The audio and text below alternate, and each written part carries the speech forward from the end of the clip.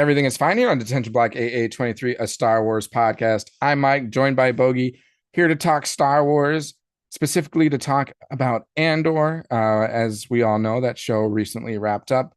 What was that? A week, 2 weeks ago? So I know I talked through my thoughts on the show last week. So excited to have Bogie here to express his thoughts and questions and everything. And we'll talk through the show as its entirety. First of all, just to get the business elements out of the way, if I can talk. If you're listening to us, hit that subscribe button, like this video, comment, rate, review, all the above. We greatly appreciate any little thing that you do, because those things do definitely help get our podcast and YouTube channel name out there amongst all the other Star Wars channels. Our our chat is up and running. So, come be a part of the conversation, express your thoughts and questions and ideas, theories, all of it. And as a reminder, once we hit 200 subscribers, we will have a prize giveaway. So make sure to subscribe and ensure that you're public. And that way I know who you are and can include you in on the drawing. So, but Bogie, good to have you back. It was kind of funny because before we jumped on, we probably spent an hour and a half almost catching up on everything. And holy crap, there was a lot to catch up on. So it's been, maybe is fun the right word to say what all we had talked through? Interesting to say the least, but glad to have you back to talk about some Andor. So welcome back, Bogie. Yeah, How you thanks. doing? Doing all right. Yeah, it's been a fun ride the last month and a half, let's say, of all the stories we shared because we haven't caught up in a while. But it was good stories and funny laughs. Let's we just we say got we that definitely much. got some good laughs in there. Hashtag life. Let's Yeah, just say hashtag life. I like it. that. But it's good that we can come back and talk Star Wars. Um, so I don't, where do we want to start with this? I will throw the spoiler tag. It's been a while, so if you haven't watched the show yet, that's on you. But if you haven't yet and you don't want anything spoiled, press pause, go watch the rest of the episodes, and then come back and listen to our thoughts. So spoiler tag and or all episodes, you've been warned. Uh, where do we want to start? As Darth Vader said, "You've been warned." As he's choking what's her name out. Yep. Um, I guess we can start maybe just like I'll start at the beginning at some point, but should we just do like an overall rating now Yeah. What or do that at the end? no, let's do that now, and then we can revisit it too to see if like conversation has changed any of Has that. changed So our feelings. so I kind of like that. so overall, from start to finish, how did this show hit for you? Overall, it was good. It's a little different than your typical Star Wars if you're looking for lightsaber battles, force users, the key elements that Star Wars seems to like really drive home on and sometimes overkill like acolytes.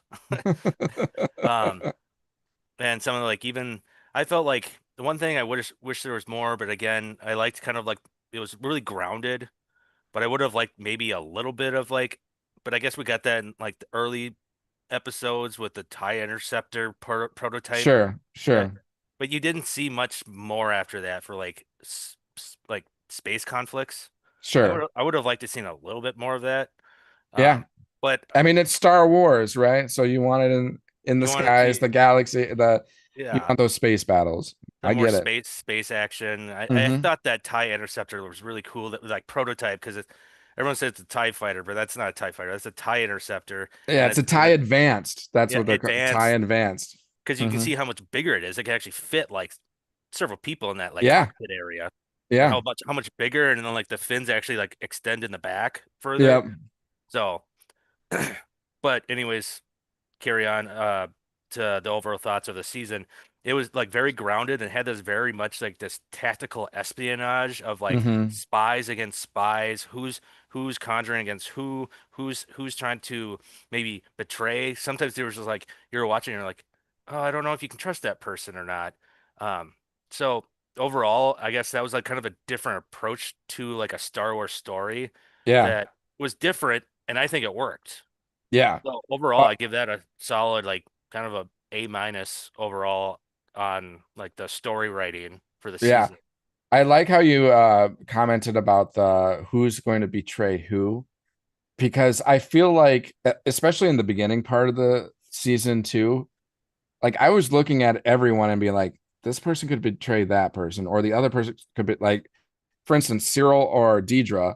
Like, all right, one of these people is going to betray the other. I don't know who it's going to be, but it's just kind of developing that way.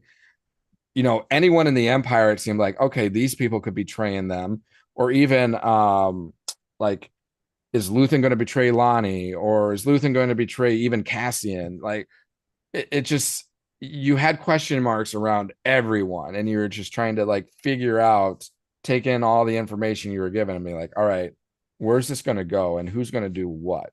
So there was kind of an entertainment level to that. It felt very Game of Throne esque in that regard, especially with how, and I think you're going to get to this at some point, but like how they were jumping around between different people's stories, that felt very Game of Thrones esque, uh, especially early on in Game of Thrones, because you're like, I feel it's hard to follow all of these stories because there's so many of them. Um, but I talked about Andor last week, and I, in terms of like story, in terms of production, in terms of acting and all that, like I really felt the show knocked it out of the park. In terms of production, I understand the whole Star Wars-esque element to it, because yeah, it does feel less Star Wars because you don't have lightsabers, you don't have battles, you don't have the Force. I guess you have the Force healer, but that's as far as they go with using the Force in this show.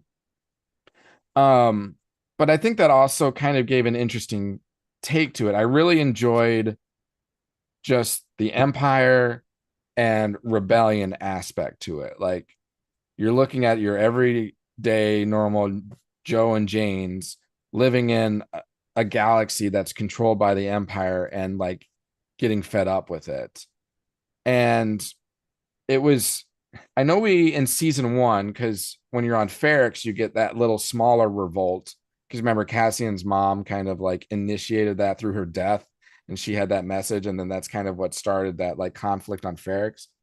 And then in this season, you kind of get something similar, but it's definitely escalated a lot more with the Gormans and the Gorman massacre. Which that is interesting because I think they used, like you said, the season one aspect, Yep, starting like a revolt, a riot or protest. yep, Here the whole time, because it progresses, year by year per episode or however the progression goes. But it was like this mm-hmm, whole idea of like, let's try to use that again against Gorman and make them look like the enemies for like the rest of the galactic yeah, Senate that the yep, Empire controls. yep, 'Cause I liked that at the end because like they were like making all these after that whole protest, and then all of a sudden it turned into like a huge riot yep, between stormtroopers and the civilians. Um, I think it was like the next episode you had Senator Organa was the only one on the agenda list. Everybody else that had something to say, we were all saying Gormans are terrorists and we need to take like, and it was exactly what the Empire wanted yep, until Senator Organa took the floor and said, "I have someone that needs to say something." And it was Mon Mothma who really, I think, opened the eyes, like what is being said and what is the truth. yep, I thought that speech was amazing to like just like kick off because then she has to escape, and Cassian's the one that like intercepts her to like save her. Well, she had like I don't know who hired the other two that were supposed to like save her, but one of them was actually Bail. It was Bail was it Organa, but Bail there Organa. was, but he didn't know that one of them was a traitor. It's because that's when who was it that was talking about, well, can you trust them? Um, And he said, "Have you ever met them?" yeah, And and he's Bale like, said no, right? "How do you know? How do you know you can trust them?" He's like, "I can't." I can't, right? So, I mean, I don't, it was maybe oversight from Bail Organa, but it's not that like he intended those things to happen, because Bail Organa obviously wants to help Mon Mothma, but he just his partners got infiltrated a little bit by the Empire. So Which goes back to what we were saying earlier. You don't know who you can trust, who's going to betray who, who's the insider type that thing. was really one of the main messages from this show is like who you can trust. And, That's why I said the phrase tactical espionage of like yeah, finding what is our tactical approach to this situation and how do we win. yeah, Maybe it doesn't need blasters or lightsabers. Maybe it's through corruption of these individuals to turn. Because that was another thing I enjoyed. That was like Mon Mothma.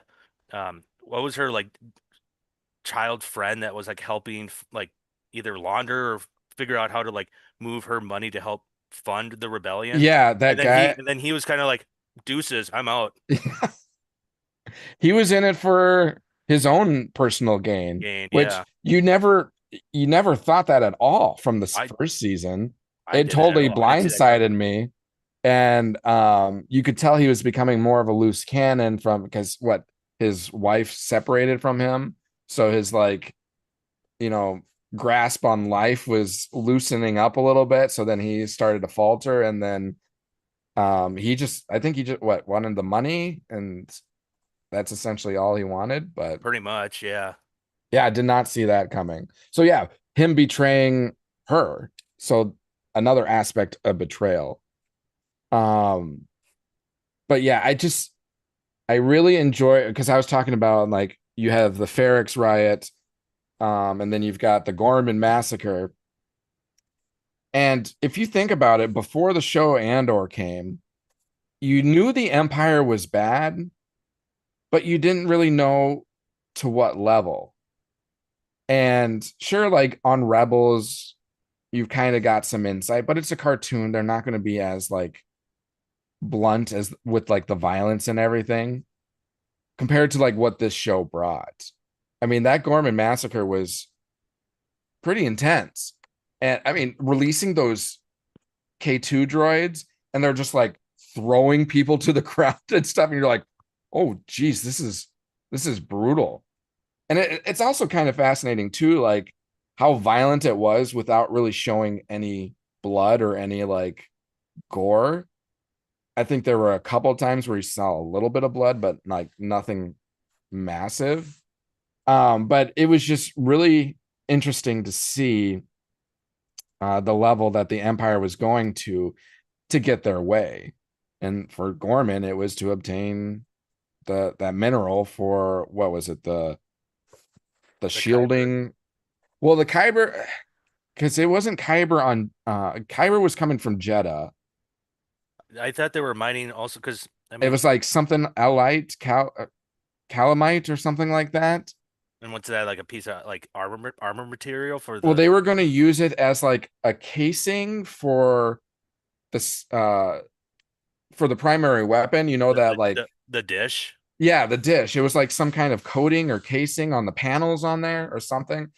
Krennic mentioned it at one point, and it was like all you really got from it. Um, but yeah, the mineral that they were getting was for that. And you go back to that episode where Krennic is talking to Deidre and like, what do we need to do? Some of the other empire or Imperials were like, well, why don't we just do like stage a natural disaster or something? And they're like, we've tried that, it gets too messy. And then Deidre was like, you need to get Gormans to like behave like rebelliously, and that was like the trigger that they were springing in the trap, which was successful. But all just for a mineral. They were essentially turning Gorman to look, like you said, to look like the bad guy attacking the Empire. So very fascinating. But yeah, Um, back to the whole season itself. So I like said that's a solid grading for the story, acting knocked out of the park, A plus.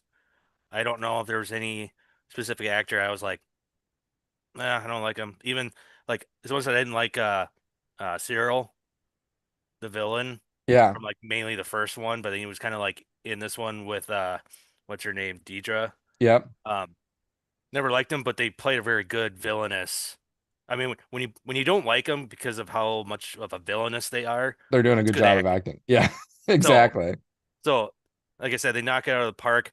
I just feel bad for Cyril's character because when he on Gorman when shit hits the fan because he thought he was doing good and these guys are the bad guys.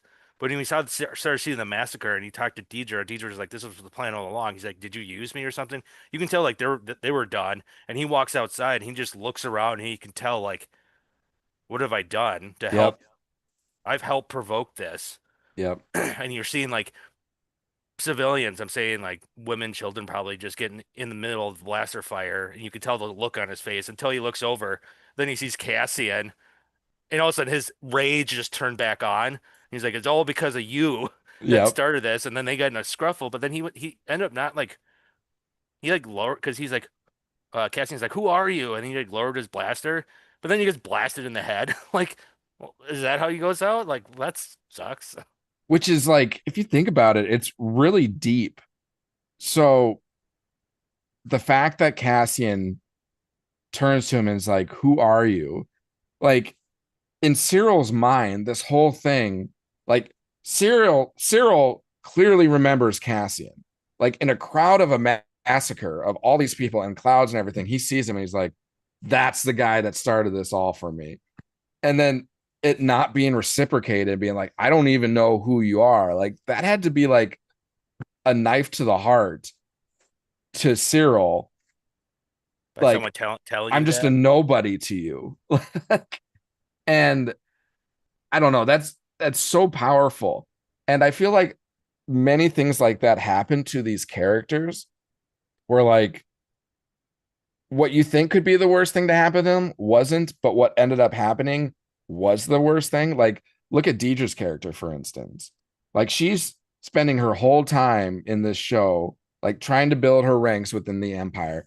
And to do that, like, really, like, targeting in on the rebels and trying to prevent any kind of rebel, like, uprising to the Empire. Like, that's her job, especially focusing on what Axis, which is Luthen. And to progress through this story, and at the very end, Krennic coming in and her being arrested, like essentially being like tagged as someone who's betraying the Empire when she's trying to do everything for the Empire. And not only that, Krennic calling her a rebel. Like that had to be just like a slap to the face to her. Like everything she's been doing in her career and in her recent life has been against the rebels. And now she's falsely being accused as a rebel because of how things played out. Because she happened to, through some connections, the information about the Death Star being released and Krennic being able to tie that back to her. And then you see her kind of in the prison of the Empire, like it's the same place that Andy Serkis's character, Narkina 5 or something like that, where the No, prison no, it is. might be other. There might be other cell bases Right. It could be other than that. other prison locations that are very similar. They're just built standard like that with their outfits. But like, I mean, very easily. That would have been awesome though at the very end if she was in their prison cell. I mean, granted, she's probably just in an old women's like Mm-hmm. section.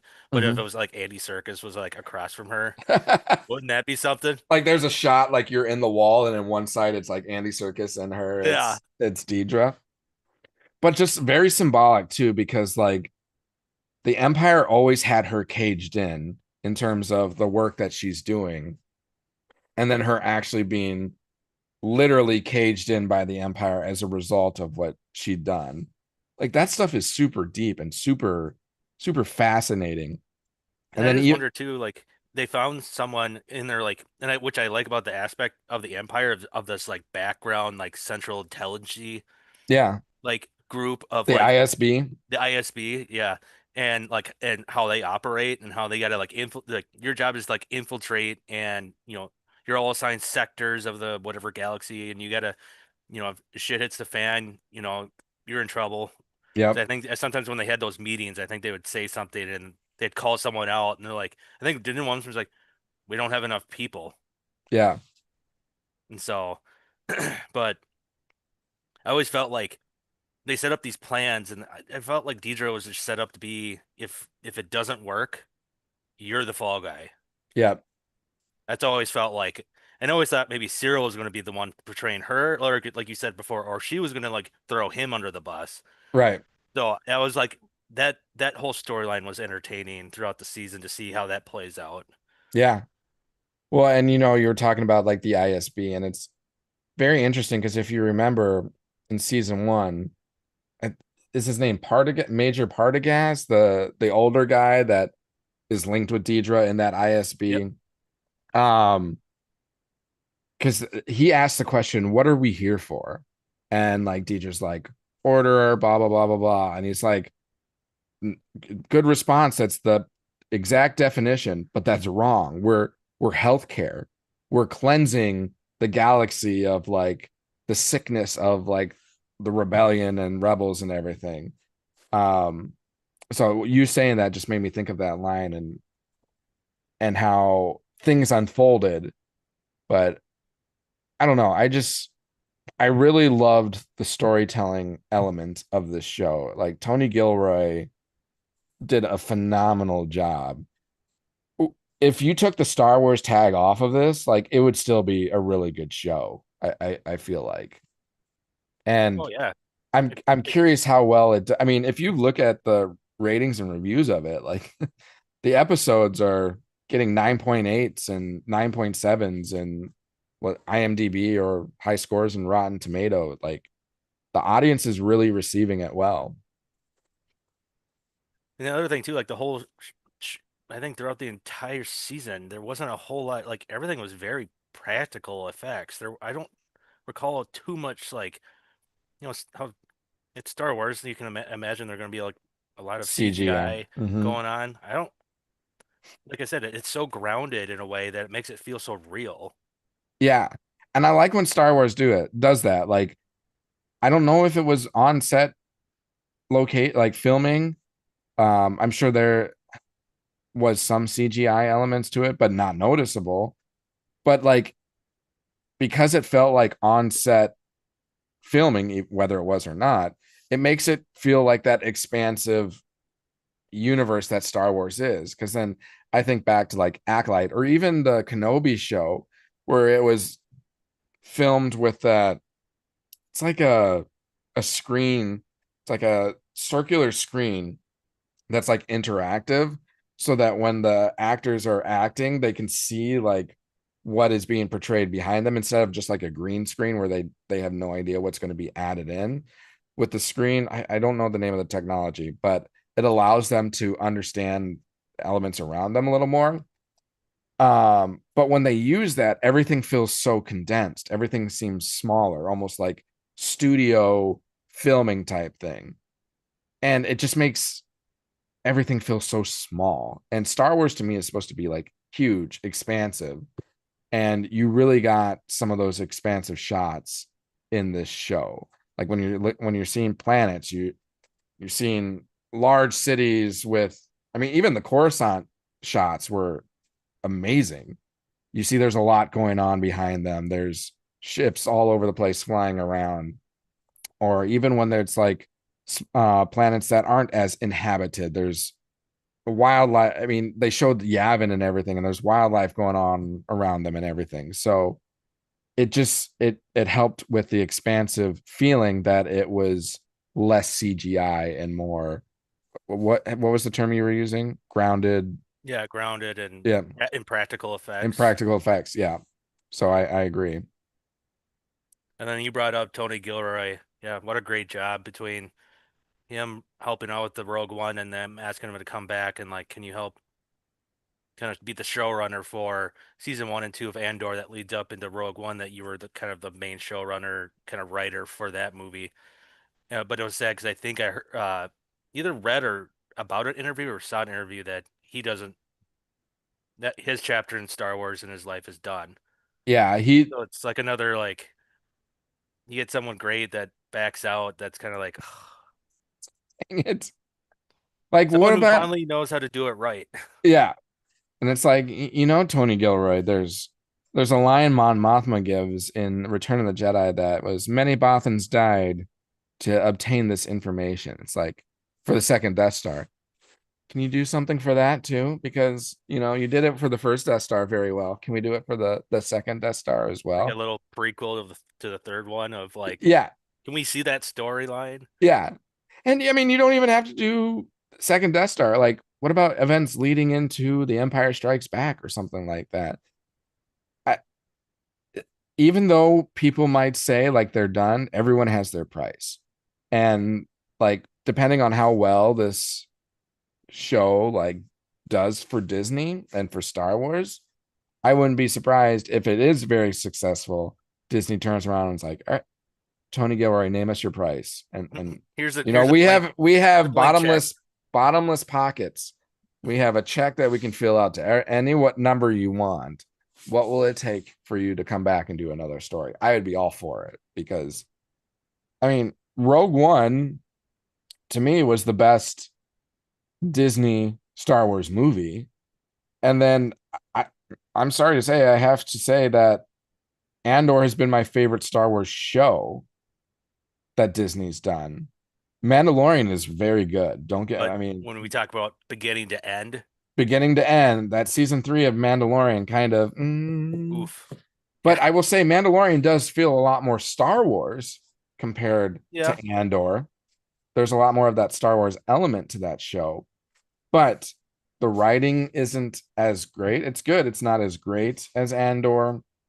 The acting is a lot better in Andor, so there are elements to Andor that make it better. The only thing I just wish we got more K2 in the show. I was bummed that we didn't really get him until the last 3 episodes, the last day that they released. We did get one line of him that they teased at the end of was that the end of or maybe that was the end of the first episode of the last 3. Yeah, because Cassian obtained him at the end of 2 years out from Rogue One, and then 1 year out was when we got to see him, right? Yeah, that sounds right. But like, and even in the last 3 episodes, the first episode was essentially just Luthen and Clea. So it wasn't until the second of the last 3 episodes that we got K2SO and his glory. And like, I found myself laughing so many times when he's like It speaking. every time he was on screen, it was golden. Yeah. I feel like we didn't get enough, but I gotta say, I gotta love. It's it's Star Wars. We got to do a hallway scene, Oh yeah. and when he's just taking out stormtroopers and using the one as like a shield. Yeah. Oh, that was awesome. So Luke has a hallway scene, Vader has a hallway scene, and K2SO has a hallway scene. It's all well, I guess Darth Maul has one in Clone Wars as well, but Star Wars and hallway scenes, they do pretty well. And K2SO, man, that was and then at the end of that, his line, I have Cassian, I have cleared a path. He's so blunt and Yeah, straightforward. exactly. I I can't remember what he said. And he's like, when they were going in, he's like, stay with the ship. He's like, ugh, why do I gotta stay with the ship? And he's like, you won't blend in. He's like, well, duh, there's a bunch of Imperial droids. Why wouldn't I blend in? yeah. Just like the smartassness is just, oh, it's just golden writing. And Yeah. I think this is the same voice actor, right, that came Yeah, back. Andy Tudyk. Yep, it's Yeah, Andy Tudyk. yeah, And him like as he's first coming into the building and the first Imperial he encounters, he just like whick, and the guy just yes. goes sailing out. Yeah. But I Do got, you have clearance here? Nope. no, yeet. Yep. Oh God. I And mean, it's like, I had to get my fill after not getting enough of him. I did jumped right after I got done with the third episode, jumped right into Rogue One, and I then I got my fill.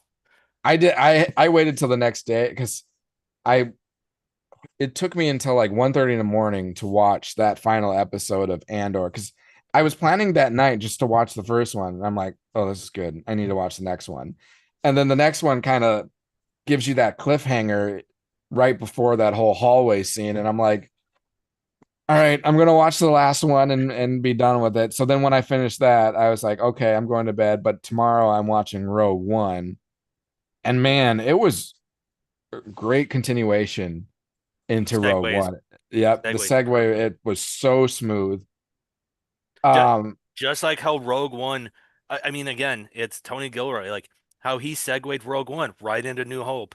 It Hmm. was just it because right now at the end is Cassian pretty much going on that mission that Yep. begins Rogue One.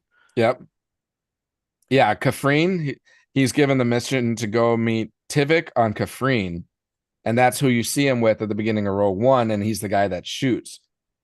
He's the partner that Cassian shoots and kills when they're trying to escape, and he's like, "Well, you're going to weigh me down, so I'm going to off you." So interesting to find out that Tivik guy is one of Saw Gerrera's um, soldiers or people or whatnot. Is that Forrest Whitaker? Yeah, Forrest Whitaker is Saw Gerrera. So Tivik, the guy he meet, I don't think we knew that when watching the Rogue One. I don't think That so. Tivik was one of Saw Gerrera's people, but He's another character when we say not enough K2SO. It seemed like he kind of was like in it, but not enough. yeah, And how the show ends, where it's like, well, he's not going to be too long in the future when Cassian's going to get captured. They all get captured by his rebel fleet or whatever in their little yeah, base on Jeddah. But he's looking out the window and he doesn't have he just has the armor. yep, I'm like, something must like, I was hoping something was going to happen drastically because then he had all his limbs in the movie. He's got prosthetic legs yep. and he's got the gas mask thing to breathe in. Well, I It's think like, that gas mask thing is, I don't think that's like oxygen. I think that's so remember the episode where they release that gas or whatever, and he's like, breathe it in. I think it's like almost like a drug and it gives him a high. So I think he's got that like cased up. So when he does that, he's like essentially taking in a drug that I don't know, okay. does something for him. So I yeah, if that's true, then okay, that answers that. But still, I still remember I was watching the Rogue One and prosthetic, yeah, he has he's walking. prosthetic You leg. you see his like metallic legs. I'm like, well, I'm pretty sure he's had his normal limbs in the right before Yeah, the at the end. So and clearly, I mean, I guess he'd leave to your own imagination. Like some writers like to keep it at, where it's like, I don't need to show that. Obviously, he's in a lot of battles, so he probably lost his legs. yeah. So No, good point. Yeah, and I mean, Forrest Whitaker is great, and he did a good job of Saw. So, yeah, and I'm um, surprised, something like that. He came back for somewhat of a limited role, but I guess yeah. I don't know what his schedule's even like. The one person I was like a little upset, but I think they found a great replacement in Benjamin Bratt for Oh, Senator Organa. yeah. But He that did I a good forget that. job. He did a good Yeah, job. But I but I wish it like was still what's his face. the guy before. Really, I liked it a lot when he was in Revenge of the Sith, and then anything after that, he was in the Obi-Wan series to Yeah. tell Obi-Wan go save Leia, and I think you see him here and there. Don't you see him in? You see him in Rogue One, right? Yeah, Yeah. you see him in Yeah, he's Rogue in One. Rogue. Because Mon Mothma asked, like, because he has someone in mind. Because Mon Mothma Oh, asked the Jedi, you know a Jedi? He's like, yeah, I do. And then she's I like, don't well, think we she got has to get a to hold like. of him and he was referring to Princess Leia when she's asked, do you know someone? And do you trust him? And he's like, I trust her with my life. And he was Yeah. referring to Leia. Yep. But like again, they both did a great job. But the original Bail Organa's demeanor is a little different from the newer guy. The newer guy is a little more like stoic, a little more rough around the edges, where the original guy was more like, I don't know, Family Guy, or not the show Family Guy, but more of a, I don't know, nicer demeanor to him. Because it almost seemed like Bail Organa in this show was not as trustful or reliable because there's the infiltrator that comes in his crew when they're trying to escort Mon Mothma, and he's also being resisting to Cassian when Cassian's like, they're building this weapon, you know, Luthen dedicated his life to bringing this message. You have to believe him. And Bail Organa's like, well, that guy's insane. Like, how can we trust that guy? And the only one that believed Cassian was Mon Mothma. So it's like, you know, through watching Bail Organa in the past, you're always like, yeah, Bail, like you've got our back and everything. And then this one, you're like, Bail, come on. get along with everything. Like you're missing out here. This what Cassian is saying is true. I So love I love in that scene though when he's trying to tell like in that little like battle room planning or whatever, and he's on Yavin and he's trying to like explain like this is important. This Luthen lost his life for this. Like yeah, that this is happening, and I have I've seen things and been told things like this has happened and this needs to be it's going to be ready and we're going to be screwed if it comes here or whatever. yeah. And when he said like Luthen shared this, you can know that some people like knew who he was, but everyone else in the room was like, who the fuck is Luthen? Because That is true. he kept himself very private. Yeah. Yep. So that's why it's funny. Like you could tell half the room was just like, who's he talking about? I did think it was I think he's losing it. I did think it was really cool that they brought back like the actors who portrayed those people because they're all in Rogue One Oh as yeah. well. And they brought like the same cast. Um love that we got more Admiral Raddus. Oh yep. Because I mean that guy played such a pivotal role in Rogue One and he just didn't get much screen time. And he's like, this guy really saved the rebellion, saved the galaxy too, because in Rogue One, when Cassian and crew are going to Scarif to obtain the plans, like the rebellion was like, we don't want anything to do with this. Like the whole council agreed, we're not going to help. So you're going on your own. And when they left, Bradis is like, I'm going to go help them out because if I don't, everyone's screwed.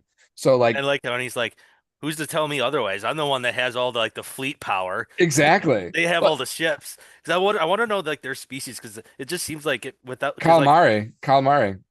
okay because like the because like then you have General Akbar Yeah. like kind of takes over afterwards and like Yep. it's always like they're the ones that like are like the generals in charge of all these ships that they Yeah. have. So Yeah. it's like now granted are they probably getting funding overall by the rebellion maybe to build these ships maybe but I could tell that they're just like screw you I'm gonna do what I want Well, and that's where like what I believe clone is best. that's where like Clone Wars really becomes helpful for this too, because like the Mon Calamari, their planet was essentially attacked by the Federation, the Trade Federation, and their whole like species and everything was in danger.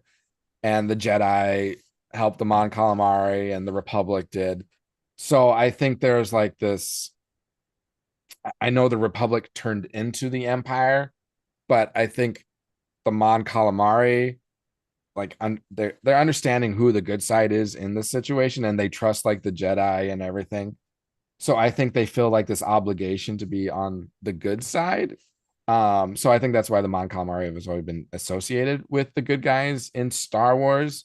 Um, but yeah, just seeing Admiral Raddus, more screen time for him, like it really helped pay him justice because it was definitely deserved from what he did in Rogue One. And then you even got a call to Merrick. So Merrick, if you remember from Rogue One, is the pilot, essentially the main pilot guy. He ends up dying in Rogue One. His X-wing gets shot down. But Oh yeah, yeah, that guy. Yep. yep, his It name was like so red leader or no blue leader. it might have He was been Blue Leader. he was blue leader. I know for Okay. after watching I it, know it's Blue I always thought this. Squadron, He's the so one that that would like make sense. where he's flying, but it's like towards the end where they're all kind of losing, and he goes, "Ah!" Yeah, it's him. So that's Merrick. And while they're on Yavin and Andor, in one of the later episodes, they said that Merrick and someone else are away but are due back soon. It might have been Radis. They might have said Radis and Merrick are due back soon. So it's cool that we got a call to Merrick because you would think he would be there, but they probably couldn't find the actor to come, do the show. So we'll do a call to him. We won't actually bring him in, but just some people from Rogue One getting some justice And then in this even show. like nowadays, if they can't make it but can sign off, can we use your name? How you can use AI now to Yeah, regenerate people's voices is ridiculous. yeah. Um, Loved all the Yavin stuff. The only another thing that I wish we got a little more about, because so obviously we see Yavin kind of becoming the headquarter base for the rebellion here. And we saw that was the planet that Cassian also landed on that he got encountered with those rebel brigades too that like capture him. They think he's like an Imperial pilot because those are like people fighting for the rebellion. But they just think he's part of the Empire. But that's on the planet Yavin that happens because when he flies away, when he actually finally gets away, you see the pyramids in the background. But then the Oh next yeah. time we see Well, Yavin, it's like the Republic is there. So what happened in between where the rebels were like, okay, we're going to put our headquarters here at Yavin? one thing, it's not even just the pyramids. They always got to show the scene wherever someone's landing or leaving. There's that guy on the radar gun on the tower. Like I laughed with a buddy one time. He's like, "What is he, the police? What is he gonna pull him over from there? Just sitting on a tower, just Have you seen the Family Guy episodes of Star Wars? uh, it's been a while, Because but yeah, there's a I have. scene from, I think it's the first one, when all the X-wings and Y-wings are flying away to go after the Death Star. They Yeah. show him and he's got that radar thing and he just goes patoo patoo. Oh yeah, just pretending. Yeah. I remember that now. Yeah. um but yeah, really cool that we got more Yavin. Just um to see like kind of the early stages of like their base camp too. Like you yeah, tell it's pretty premature yeah, and like they're kind of scrambling and not knowing. You could tell like a little disoriented or disorganized in a yeah, way.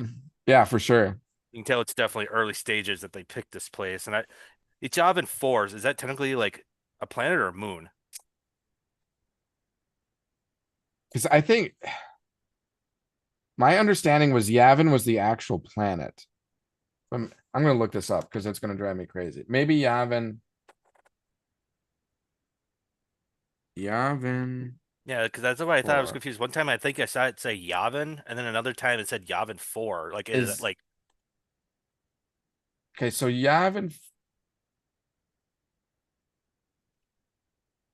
oh, I just said it. Okay, yeah.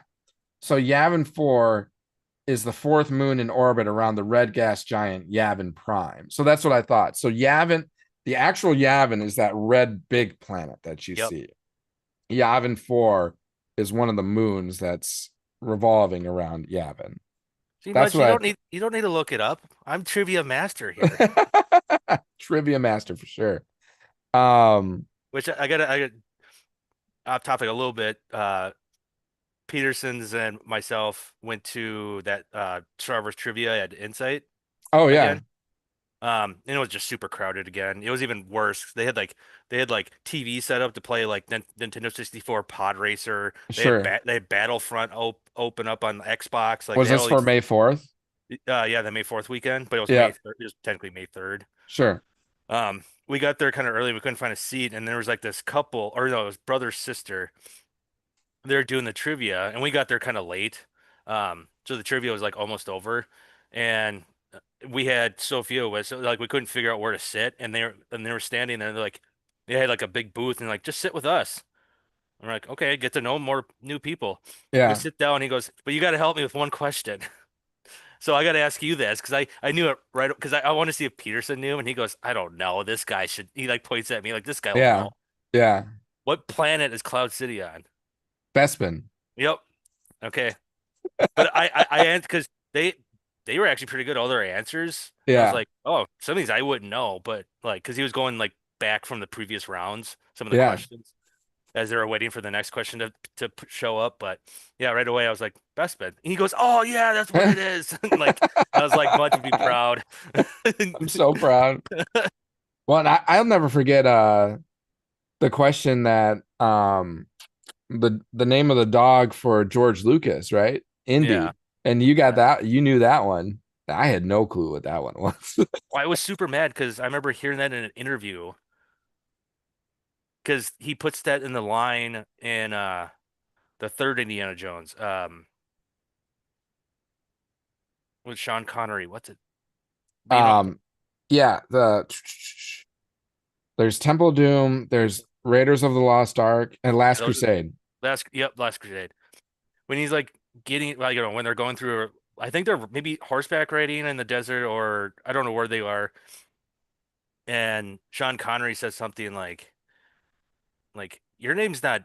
in because like apparently Indiana Jones technically is not his first name, but he took it as a nickname. Sure. And Sean Connery goes, "Well, yeah, of course he wants it because that's what I named the dog."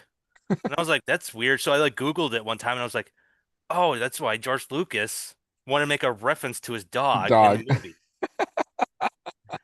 So that's how somehow that just stuck in my head. I was like, Yeah, that's awesome. and I remember when that question came up though, I was like, it was bugging the heck out of me because I couldn't like I was like, I know this, I know this.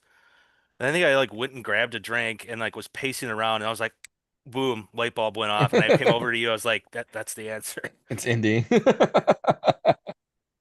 Yeah, I I think remember. it's like Indiana for full, but Indy for Sure, short or it something calls him like that. indie. But that's how George Lucas came up with the name for the main character for Indiana Jones Sure. was to like tribute to his dog because I think his dog might have passed or something Okay. during the filming of the Filming. first or second one, or I don't know. That's pretty cool though. But anyway, Um, let's get back on track. yeah, so back to Andor. What other things do you have? I know you've got like a list of you got a So notebook. I guess okay, one great quote that I enjoyed throughout the entire movie that I want to make it like a code word. I have many friends. Isn't that awesome? And I love how Luthen said that to Mon Mothma. And then when she's trying to escape and doesn't know who to trust, and Cassian comes out of nowhere, and she's like, I don't know who. She's like, he like as they're like, I forget where they're like, maybe in the elevator thing. He's like, I have many friends. Like you Yeah. know that was a code name. Like, Yep. oh, Luthen sent you. Like Yep. She knew at that point. who to trust. Yep. So I really enjoyed how that was used throughout the show as like a code name of like, you know, Yeah, because Val used it. Did Clea use it? Clea might have used it. Which, speaking of Clea, so I found this out after the fact, like within the last week. We talked about like how great the acting was in this. Did you know this was Clea's first acting role in anything? And she was phenomenal. including like because she was in Andor 1, right? Season Yeah, 1. so season one was her first, So season 1 and 2, this was is her her own. introduction into acting. It's like, really? Like Well, you've clearly got she a went to future for you. clearly she's natural or went to acting school, unlike the guy that played Han Solo in the Right. Solo. But it was so I was listening to an interview, and so she um goes for the, what do you call it, like not the rehearsal, the audition for the show, and her practice or whatnot went really well. And then they're like, all right, we want you to speak with, we want you to interact with another actor. And they chose Skarsgård. And they told her, okay, you'll be talking opposite of Skarsgård. And she was like, excuse me. Like, she got really nervous at that point, but like in the actual audition did very well. And just a tribute to like what kind of performance she put on, because I mean there are many good actors in this show, but the fact that she did so well and this was her first job, like again, you've got a I future would in I acting would for not you. I would not have guessed that. I would have said No, I wouldn't have I would either. say she's young but somewhat seasoned actress. Yeah, That's she crazy. seemed like This she is her. knew what she was doing. Yeah. Wow, that's amazing. Which like leads to like some of like the more I guess in this season or yeah, in this entire like season, the kind of the emotional things that like Hmm. hit me hard. I did not like how Luthen went out. Mm. It was just kind of erupt, but I get it because you're like running out of screen time for the rest of the season and we got to wrap this up. And we know he's not in Rogue One, so it's like okay, so that's it's pretty much what is it? Does he? Oh yeah, he talks to Deidre. no, he talks to as a gal, the Mm. redhead guy that was part of the IBS Oh, uh Lonnie. or is it Lonnie? What's The red hair, red mustache. yeah, what's That his was like his infiltrator spy because I think he was kind L- of like maybe holding his Lonnie thing. Young. Lonnie Young is his Okay. name. And they're on that park bench and he like pretty Yep. much tells him everything and he goes, you know, Luthen's like, "Oh shit." And then it's sad too for him. He's like, "Please, I want out. I want my family safe." well, what better way to make sure your family's safe if you just kill him? Yep. Because also you see him on the park bench dead, and you're like, oh, for everything he's done. But I get it. It's just like they're saying you reference that to like, you getting like insider information, but you want to cut the ties, just like Well, how Cassian does in the beginning of Rogue One with that contact you were talking that you said that he yeah. meet. Well, think about it. Like, if Lonnie all of a sudden goes on the run, then the Empire realizes, okay, this guy's a traitor. So we're going to hunt him down, which also means hunting his family down because, I mean, the Empire will go to any measures to get what they want. Hmm. So, they might go after his wife and kid or kids just to capture Lonnie. So, really, if he wants to protect his family, the best thing for Luthen to do, unfortunately, was to take him out because they showed like the Empire thought that he was just killed. They didn't realize that he was like a traitor. They never ended up Can't con knowing can't, that. can't confirm Yeah, they didn't even suspect it. So, because of that, his family is now safe. To the Empire, he just was murdered. Um, because then like but it goes from there. Then he goes back to his shop to like destroy his all of his radio equipment, and that's yep, when you get what's her name shows up. Deidre. Yep. And then confronts him, and then he kind of has no choice. I was like, oh, this is kind of going too fast of all these main characters, but I'm like, okay, I get it. Um, but the fact that he tried to take his life and it still didn't work Yeah. just because of or I guess a long, long time ago there was really good futuristic technology. Yep. Yep. A But long time ago, a lot of it. Yep. but then how that segues into like the whole like backstory of him and is it Clea, right? That's Clea. it. Yep. Like Clea. that whole backstory of how he was part of the Empire is like I don't know what he was, but he looked like he had enough of it, and Some then kind of finds like leadership role within like the military. So I don't know if he was like a general or something like that, but yeah, and then commander. finds whatever planet I'm guessing maybe of what Clea maybe was, and she snuck Yep. into like one of the vents, and he sees her, and right away he goes, "Well, I want out, and I want to save you." So he kind of like kept her quiet until they got off planet or whatever, and also pretty much like adopts her and Hmm. trains her. Like that was like really emotional of like how this like also like this father-daughter connection of someone that p probably should have turned you in and you would have been either a prisoner or I don't know what would have happened, but takes her in, trains her, and how great she was in like her training because even she would always second guess him and confront him about like his choices Yep. about things throughout the whole series. She taught him a lot along the way too. Yep. So, and sometimes like she would call him out like this is not a safe mission or this is not safe for you or Yep. that was a close call. Like what are we doing? Like you're not being careful and um but yeah, just for that end scene then when she does the whole how she's been trained to pretty much infiltrate the hospital, how it's heavily guarded, makes these distractions, gets in, carries ET's mother in the wheelchair. What? Where are you taking me? I think I texted you guys like I was laughing so hard because it was just they're in an elevator. Yeah, to your point, and then the thing just goes, "Ah." And then you see Clea being like, "What?" And it's even captioned. It's like, "What the fuck did you just say?" I was laughing so hard. I'm sorry. And it's like the ET because the ET species is in Star Wars. It's also in what is it, Phantom Menace Phantom Menace in and the Senate. yep, Anyways, continue on and yeah. think of But yeah, that. I just like her, like just finding all these ways just to get to Luthen and then Mhm. have the emotional, like kind of like little flashbacks, and then she like unplugs him and tears up and gives him a final like kiss on the forehead. It's like saying goodbye to your mentor, your father figure, like. And the other thing too, like, uh, there's not any. Was there any closure to her then after that? Not really. I mean, And she's not in Rogue One. no, she's not. So that's another, I'd say a knock and upset that there's not like a where'd she go? What's the closure on that? Yeah, I mean that's it's open ended. Just the fact that you said she was a great actress and her role in the story was amazing.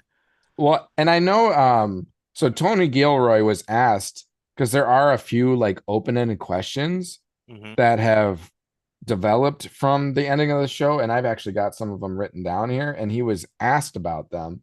So, and I talked about this on last week when it was just me. Um, but like he was asked about Cassian's sister, like we never got resolution with her. What happened there? What happened with Kino Loy? So Andy Serkis's character from season one, like we don't know what happened to him.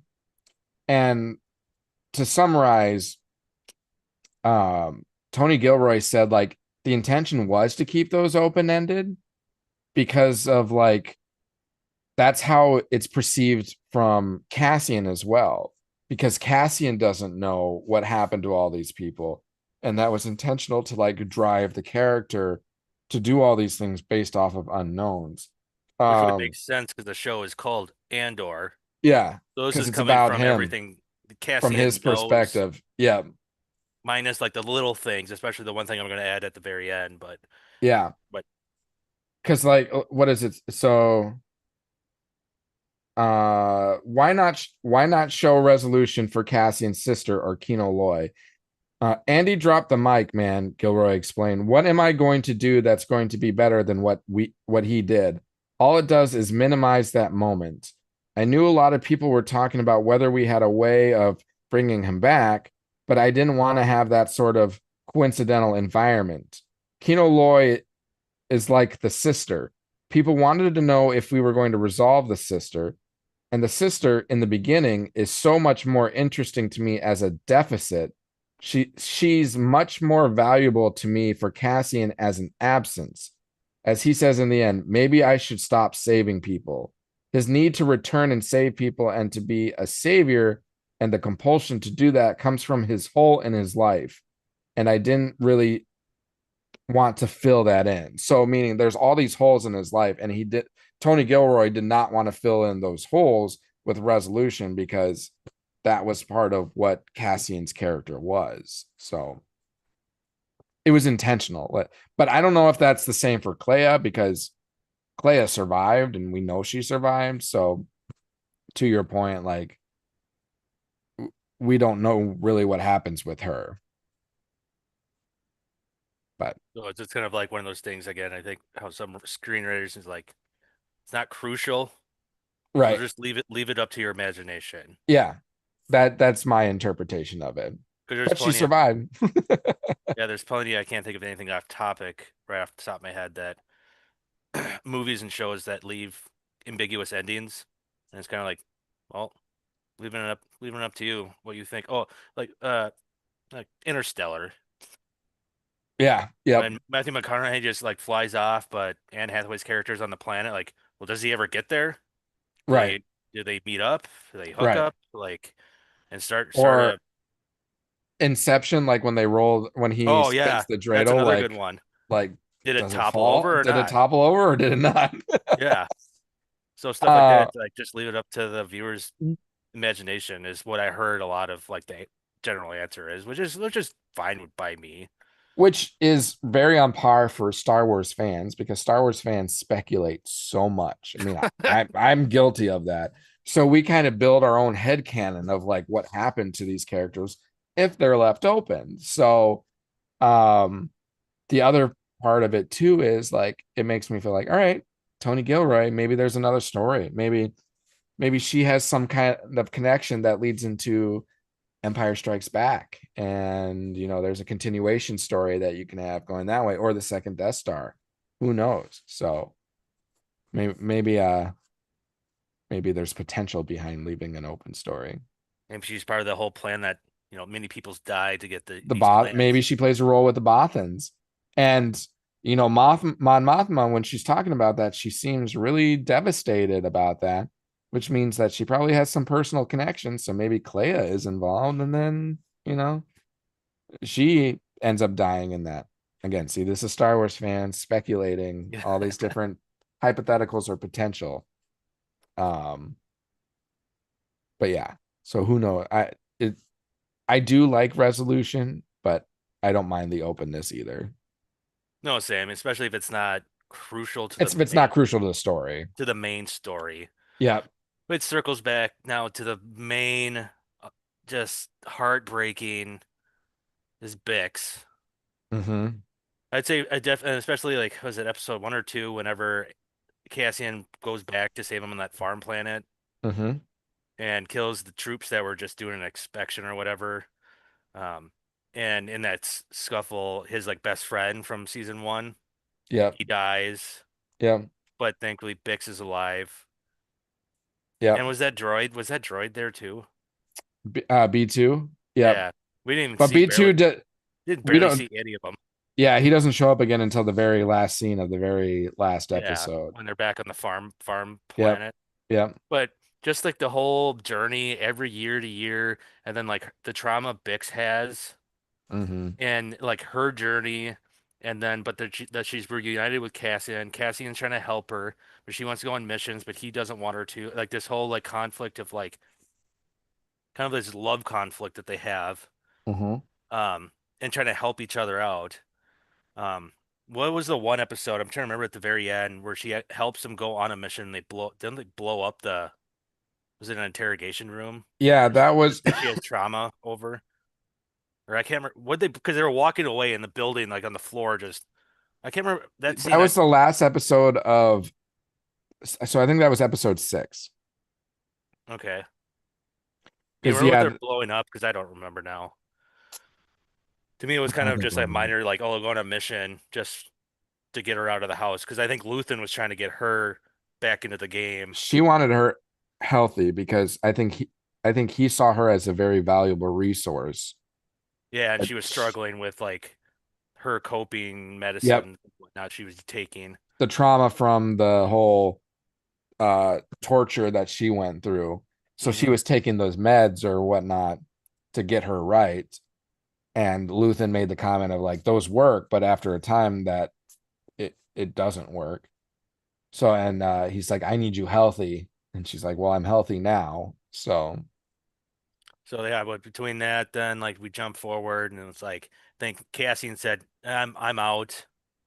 And they're like living on what planet were they on when they're like living in like a little jungle house? that was Yavin. That was Yavin. That was the Evan. Mhm. That's what I thought. I just didn't Yep. know. He must have been like way off, like off base, little Yep. house hut. Yep. And it looked like they were living a happy life. And I don't know, it just seemed like everything was just like going well. In my mind, I'm like, I thought she in general was just gonna die, just the fact Mm. she wasn't in Rogue One. That's Only what to I find thought out too. like like they were gonna leave the next morning, or he was gonna leave the next morning. Oh, with her. And then she leaves a message saying, "No, the rebellion needs you. Yep. I'll be waiting after, and you'll Yep. find me." Yep. She dipped out. And she goes back to that farm island only to see the very end that it's a isn't it like like mid trailers like because you see Cassian at Yavin walking towards his ship and Yep. he's like ready to leave to go on that mission and you know where that all goes then from there from Rogue One. Only see then it pans over to Bix in that crop field Yep. holding a baby. And that was just so heartbreaking to like put the pieces together. You're like, he never knew. Yeah, he never knew. And he goes in, literally sacrifices himself, which she, I guess, told him to do. Well, Yeah, not and it sacrifice, but fight for the rebellion, which you gotta imagine your odds are against you. yep. So I don't know. That was very heartbreaking to also. I was just like, that just like threw me off guard. Also, I'm like, farm farm planet again. I'm like, where what? And all of a sudden, and she's looking off into the sunset. I was like, oh, That that was pokes the very heart. shocking. Yeah, that was very shocking to me and it hit me hard as well. Um and it's very interesting because the first time watching it through, so you were talking about like when Bix like left him essentially and chose the rebellion. The first time watching it, I interpreted that situation as she was choosing the rebellion as well for herself because it seemed like Cassian wanted out, but and Luthen was trying to bring her in. I thought she was going on her own missions and separating from Cassian and choosing the rebellion because she says, I choose the rebellion. But then after seeing all of it, I'm like, oh, she wasn't choosing the rebellion for her. She was choosing the rebellion for Cassian. She was making that choice for him. I didn't catch that Oh, that's a uh good. Yeah, I didn't. until the end, and like, oh, okay. Because she knew as long as they were together, Cassian was always going to choose her and always put her first. And she knew the rebellion needed him. So she made that choice for him, which only makes it more tragic. So yeah, that was tough. And I know a lot of people are speculating like who's the baby, who's the kid, and everyone's like it's Poe Dameron. No, it's not. I saw It's that. Like, not. It's not Poe Dameron. His parents are already established, and he wasn't born until like 4 years after the Battle of Yavin. So no, unless I mean, I guess they can always go back and rewrite history type of a thing. But no, that's it's not Poe Dameron. It doesn't need to be anyone. Like it's more significant not being someone outside of just Cassian's kid and the sacrifice he ends up making. It's almost more impactful that way. So leave it like that. yeah, just leave it like that, and that. Especially like considering Luthen's line of he's fighting for a sunrise he will never see. So Cassian ended up doing the same thing, and like Bix and the baby are the ones that get to see that sunrise while Cassian is now no longer with us. And you were talking about like how Luthen's death was kind of, how did you put that? Just not uneventful. What did you say?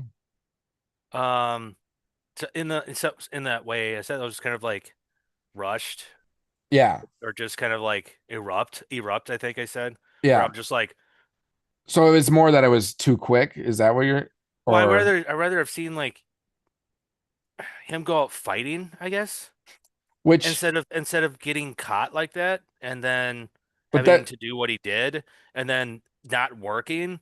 But then I guess it built a good story to see. Um, to play devil's advocate a little bit though, like, does it make it more tragic that all he's with everything he's invested into like the rebellion and fighting against the empire, and then the way he goes out is just so like, I don't know, that's insignificant.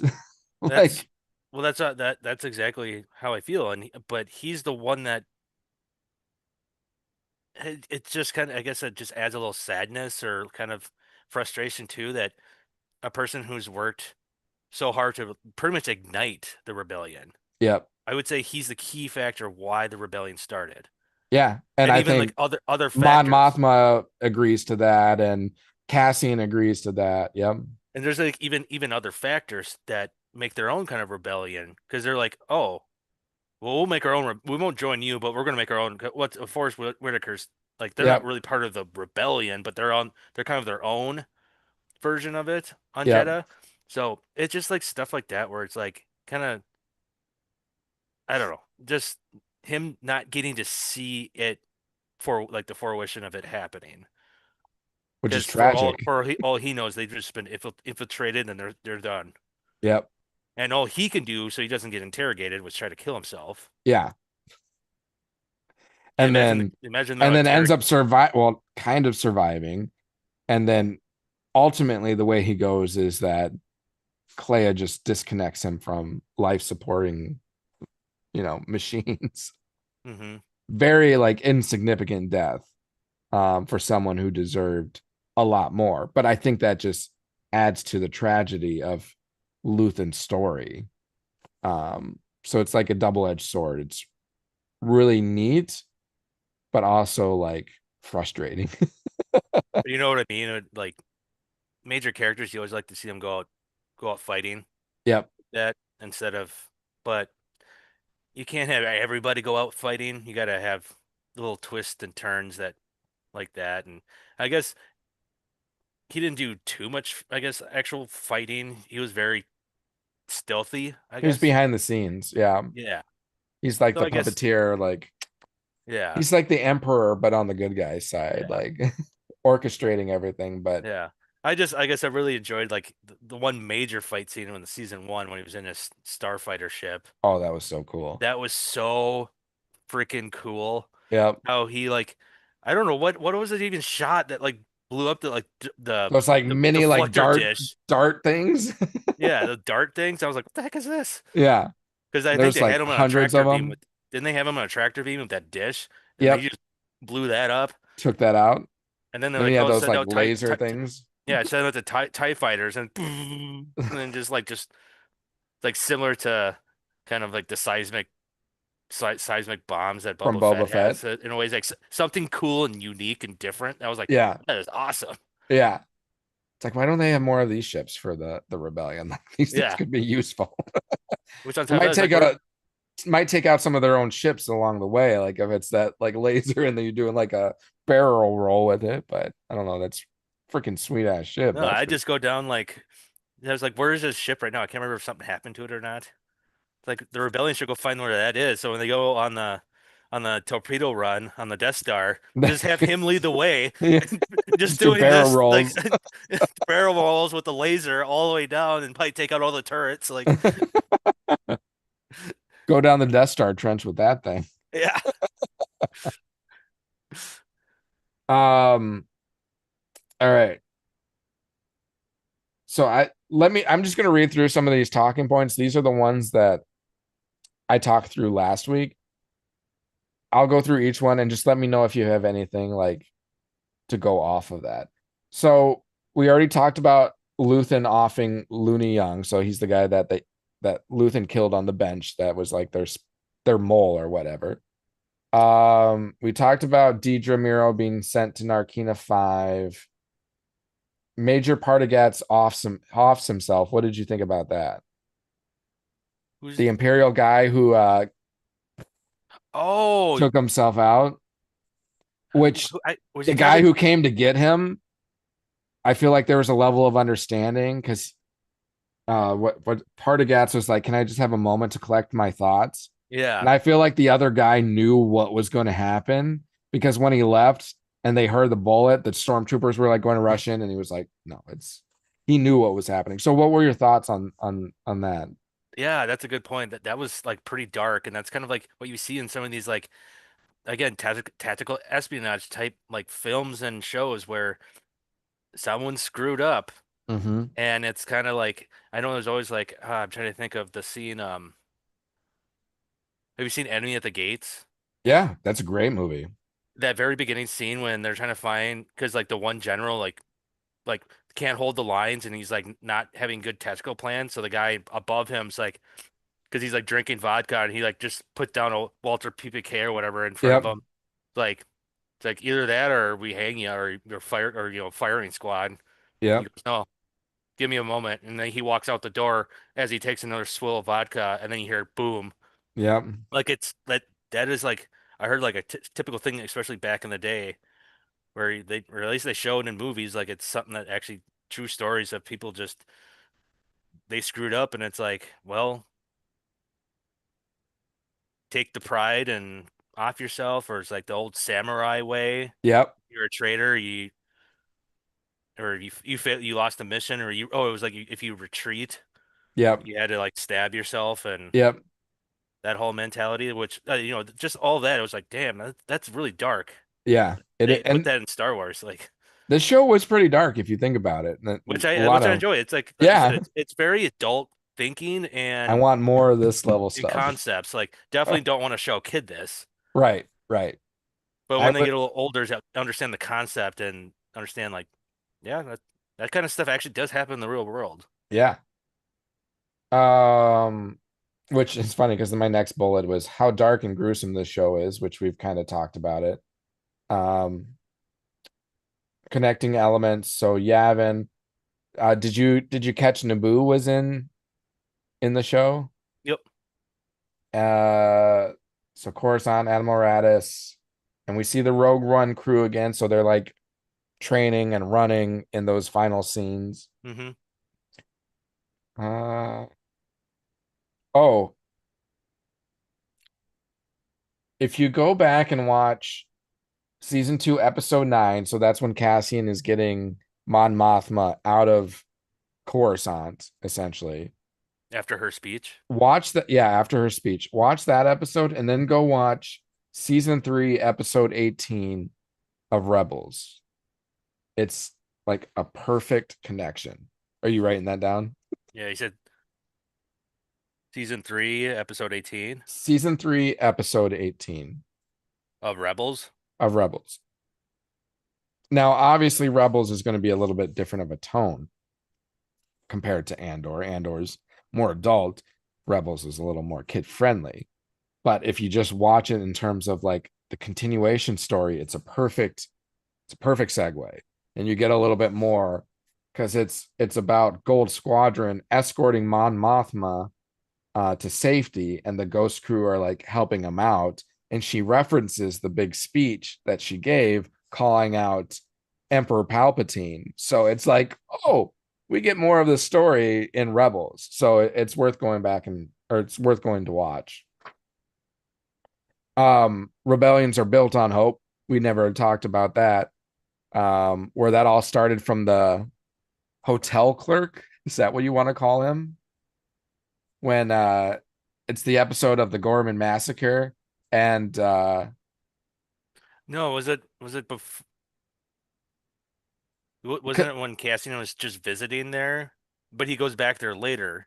yeah, But and the he first episode, he's just like a dress tailor thing. it's not that one, it's a later one when he's leaving, and Cassian tells him that he's like, I hope you get everything you're looking for, or something along the lines. And then the hotel clerk is like, rebellions are built on hope.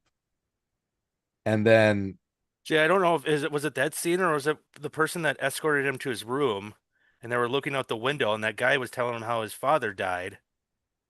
well, Because it's there the was like a same guy. It's the same guy. but I thought he said it like when they were looking at the monument out the window where he's like, is that where it happened? Like the original like incident massacre where he said his dad had died.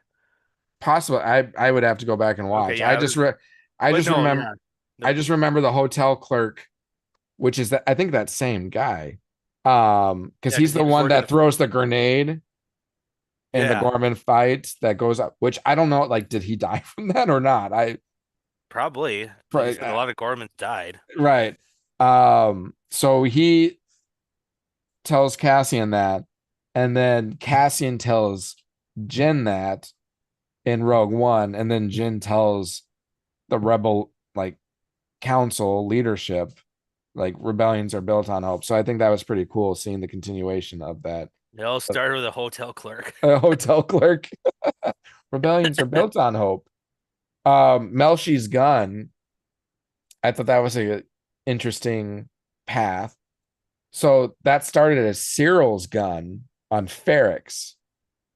So Cassian obtained that when so from season 1, when Cyril and his like, I don't know, cops or whatever you want, Cops, yeah. hired security people, they go into Ferrix and they're going to try to capture Cassian. And when Cassian comes across him and puts the gun to Cyril's head and tells him to drop the weapon, he grabs Cyril's weapon. That's the same weapon that he gives Melshi when after they leave Narkina 5, because he's like, here, take this when they're parting ways. So that's Cyril's gun.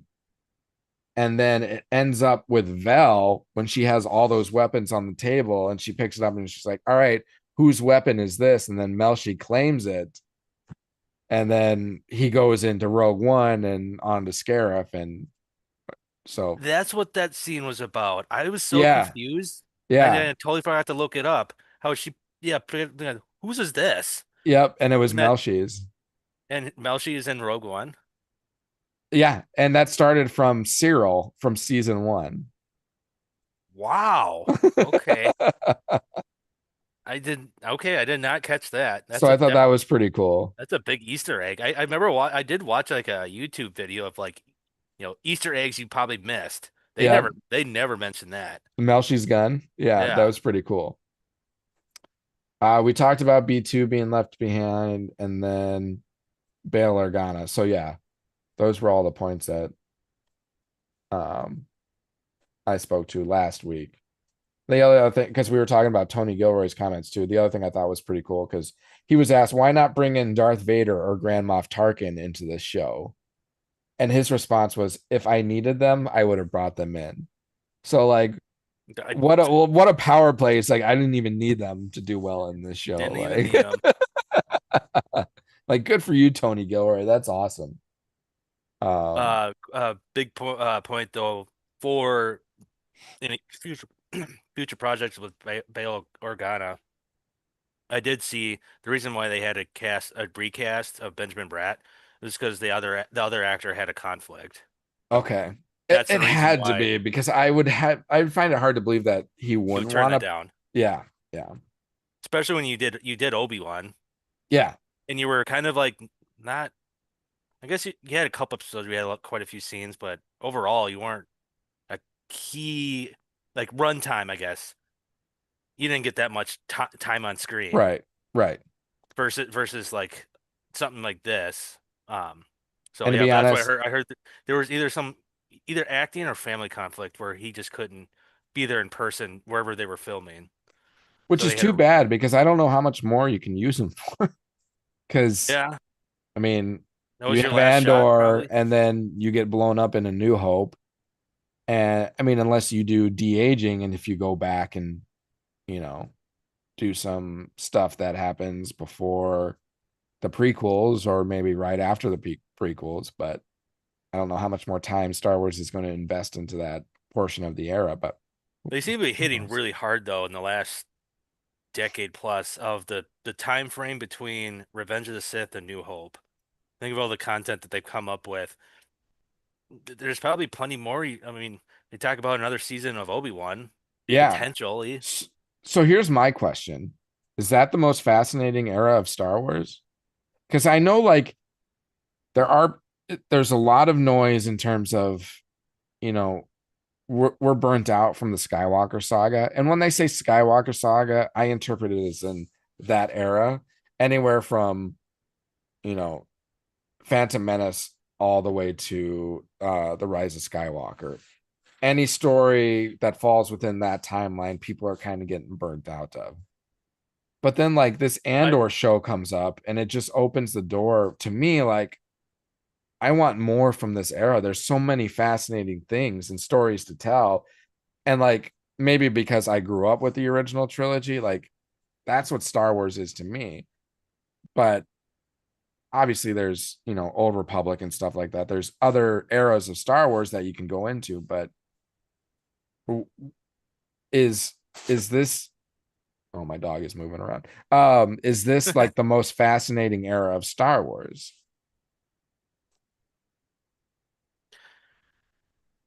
in regards to content, probably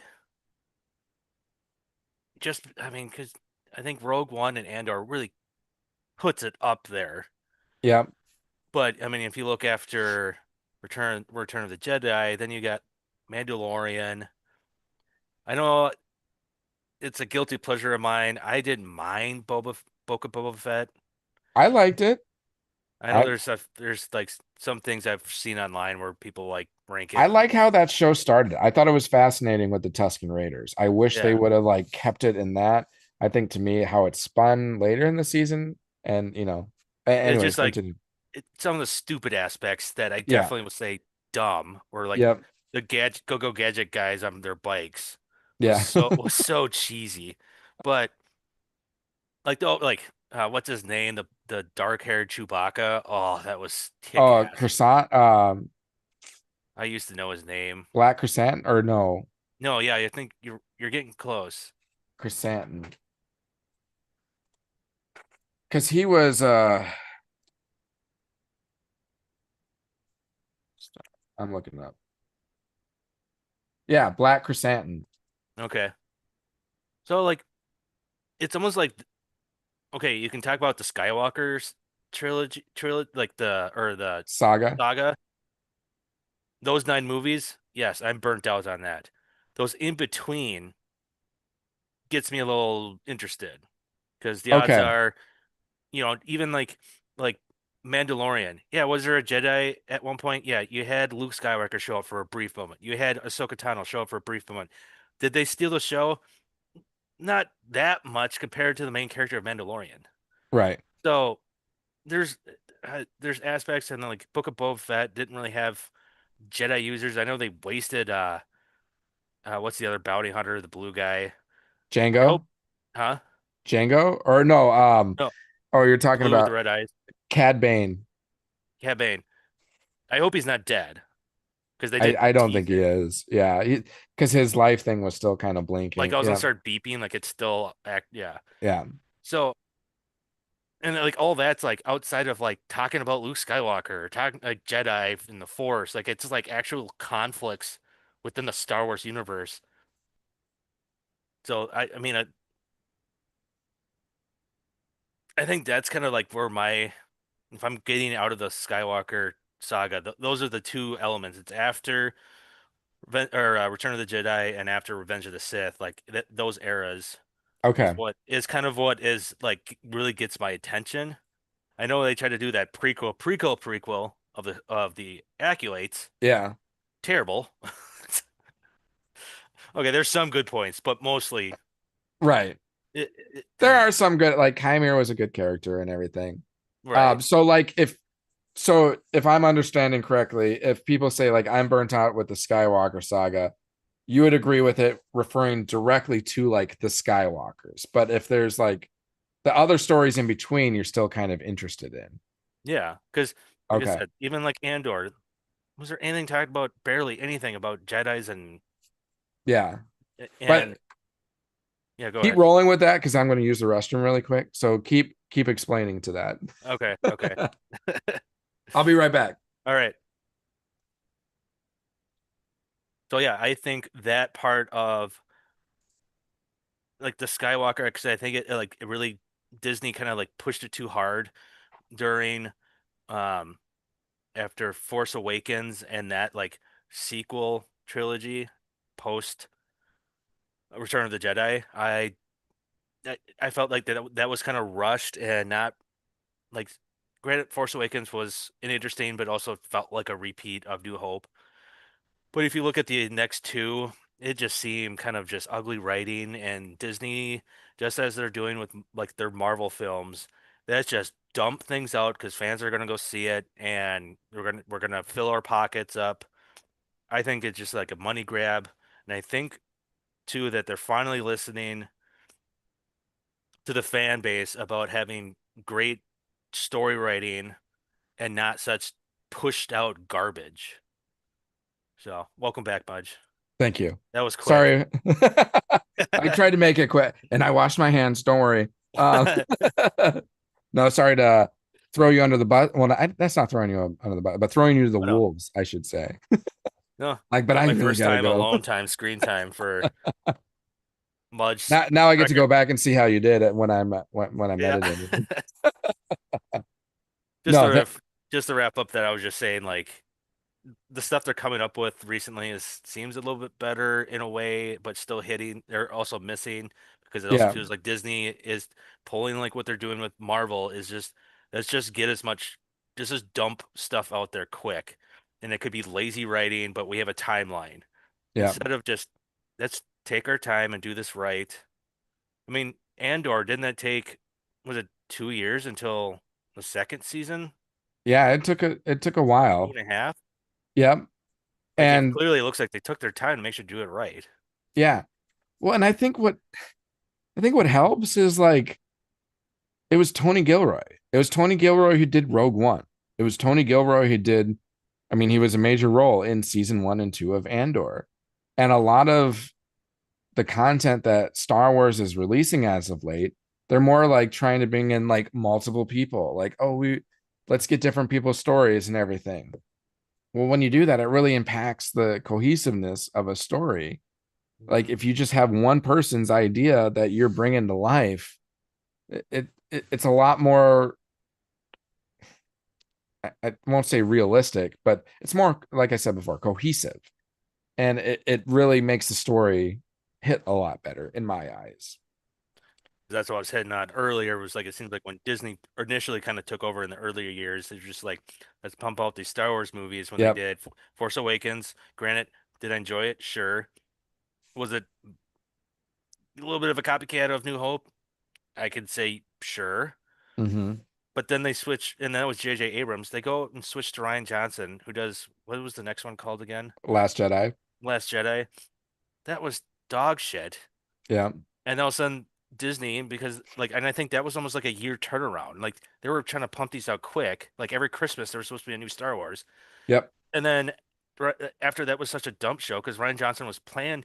J.J. Abrams was supposed to oversee everything, but Ryan Johnson directed the second one. And then after that, they had to pull the plug, and J.J. Abrams had to come back in and do the third one. But it's a trilogy, so he's forced to make these like weird story Changes. plots to just close the books down, and Yep. it was ugly. Yep. Completely agree. So it's like in as Disney kind of listening finally somewhat to the fans of like what we just said, like bringing back Tony Gilroy to he did Rogue One. Okay, let's keep this cohesive. That you're gonna do Andor. Yep. Just it's just one of those things you got to make sure everything just kind of flows together. Because yeah, some of these shows, I just feel like for example, Solo. I mean, how that kind of fits in is an introduction to Solo and Chewie, but Yep. then like these other characters, and then you tease Darth Maul, and then now what? Right? Are you doing anything with that? Is because that I mean Right. I'm sure fans like me a little excited, like oh wait for the Yeah. return of Darth Maul. Because I mean I'd Yeah. like So to there's going to be see something with Crimson Dawn, and now yeah Maul's going to be with Kira. Is that what her name was I from think so. Solo? Kira. So it's like where are you going Going with with this? this. Hmm.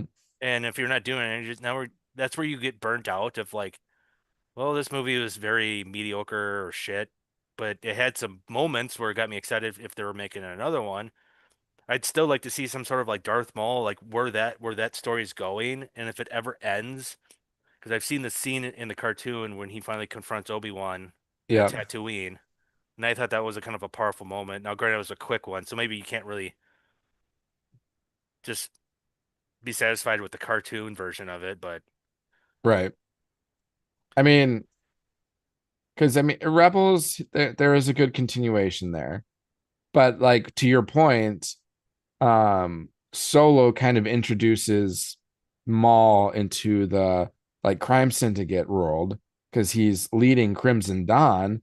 So obviously there's a story there, a continuation that should progress from that, which we don't get anything of. hmm All we see him next is in Rebels, which we see him at the Sith Temple. I forget, you haven't seen Rebels yet, have you? no, not yet. Um, watch it. It's good. Yeah, because you're gonna go see that one episode that's a continuation from Andor. Um, but yeah, there's and it like when you have what's his name?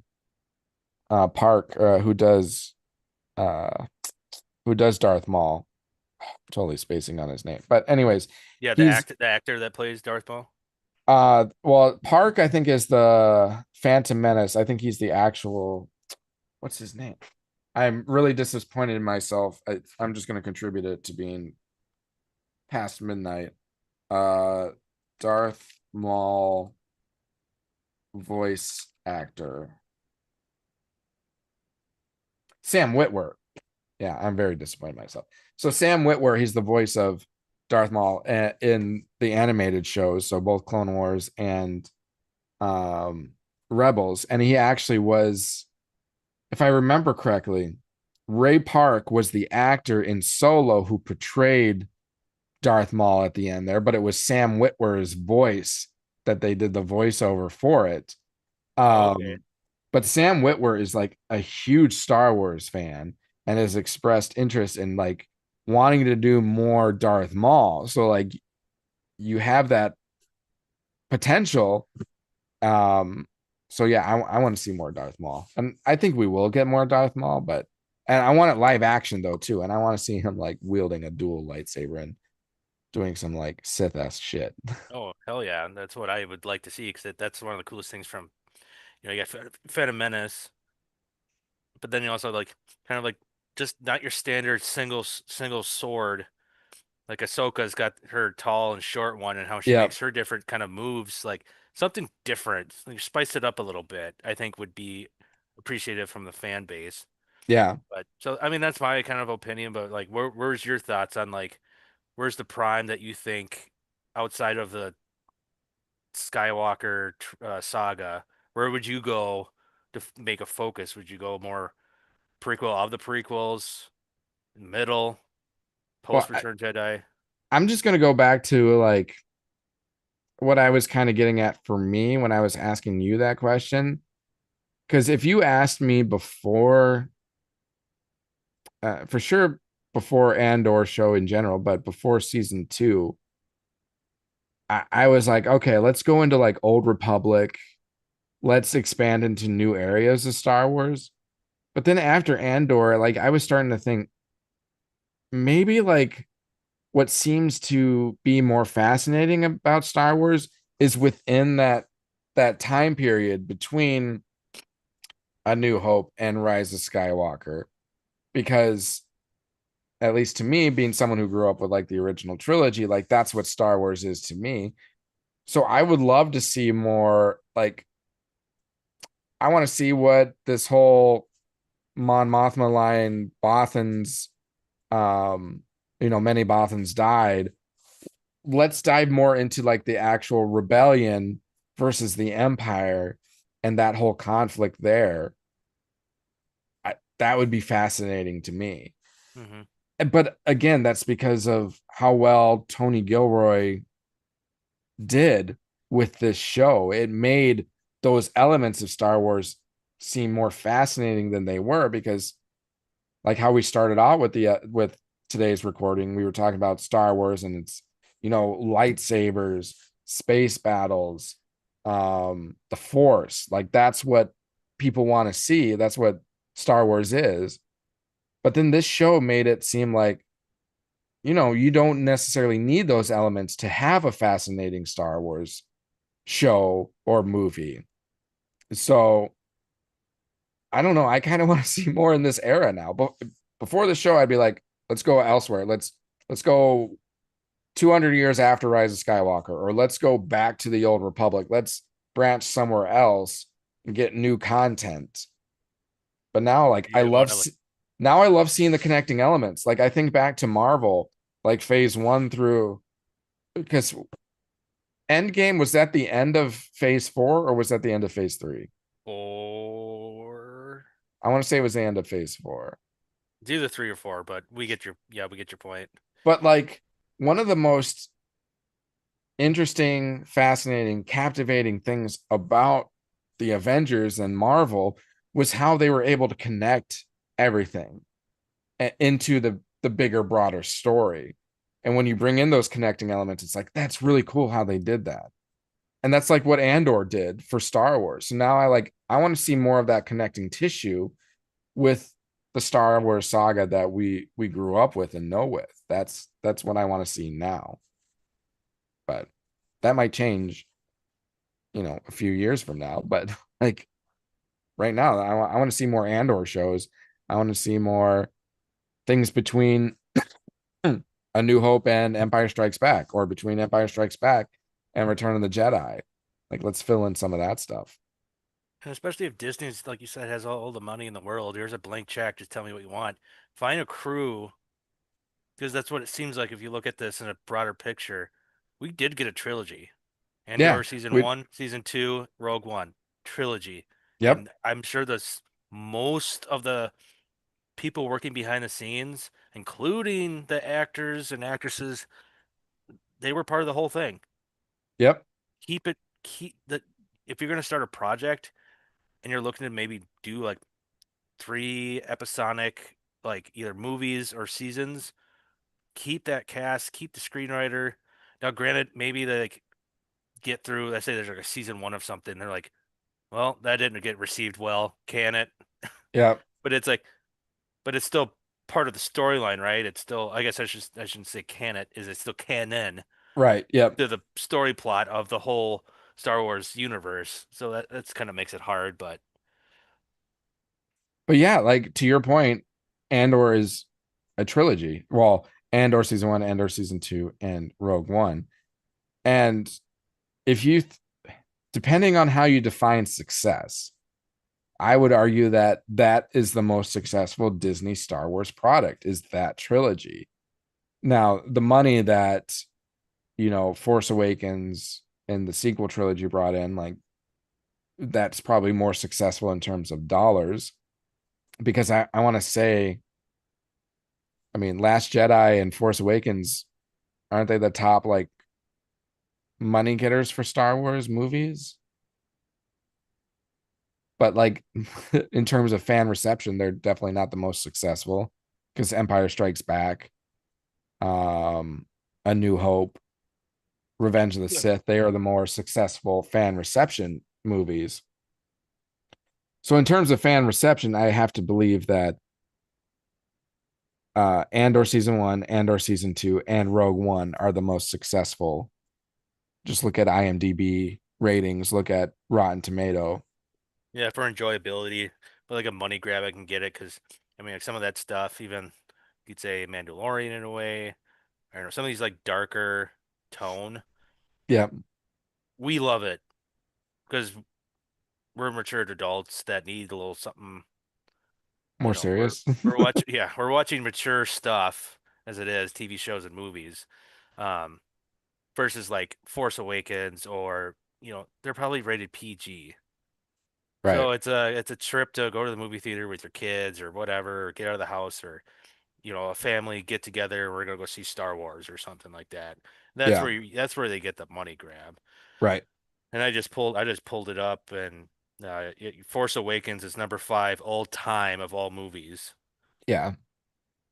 And Last then Jedi is up there too, I feel like, even though it was such a divisive movie. surprisingly, there's a lot of movies that came out after that's topped it, but Sure. they're at number 22. Oh, okay.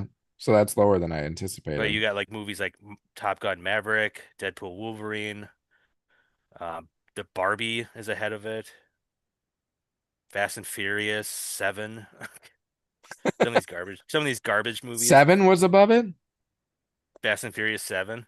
Oh, Fast and Furious. I thought you meant the movie 7 with Brad Oh Pitt no. and Morgan Freeman. Yeah, that's a What's two in for the what's box? in the box. Like that top Last Jedi? That's up there? That's in the top 20? Can you guess what's number 1? I think you probably know. Top movie. So is this grossing or just Grossing all time worldwide. not Titanic? You're on the same path. So Leonardo DiCaprio is in it? No, but Titanic's number 4. Okay, Titanic's number 4. Was it made in the last 10 years? No, but its sequel was. When I said Titanic, I'll give you a hint. Director. Do you even know who the director is? I'm thinking. You're gonna be like, oh man, how did I not know that? So the number one movie was not made within the last 10 years, but its sequel was. Made in 2009. Is it like Return of the King? No, he didn't do. No, Is any of the Lord of the Rings in the top 5? no. Wow, interesting.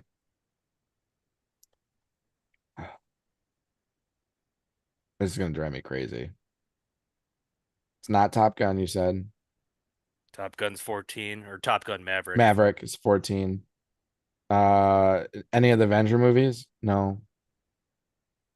One Oh, is. it did can't what's his face? Do Titanic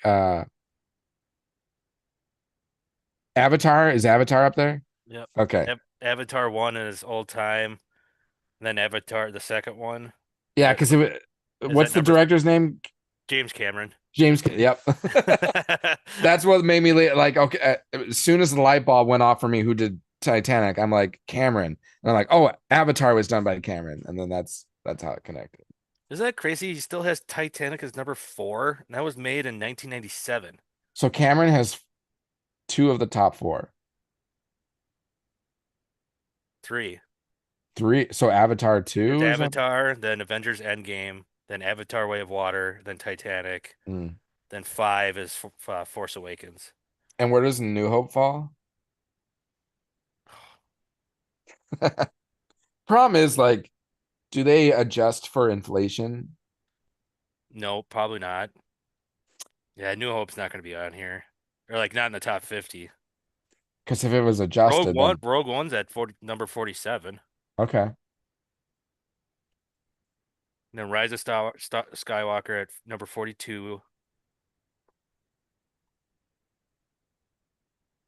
Turn of the King that you were asking about is at number 32. Okay. So I think that used to be super high, but I think especially with all these Marvel films, everything's like the Marvel and the newer Star Wars. Oh, really? Number 22 is last. Oh no, that's the Last Jedi. I was thinking Return of the Jedi. Oh, okay. It's like all these newer movies, like the new Super Mario movies at 19. Well, yeah, Is because it? nothing's adjusted for inflation. Yeah. So it's, So there's an advantage there. but like for Titanic at 1997 to still Yeah, be, that tells you how good of a movie that was, or yeah, how. how many people went and saw that? Mhm.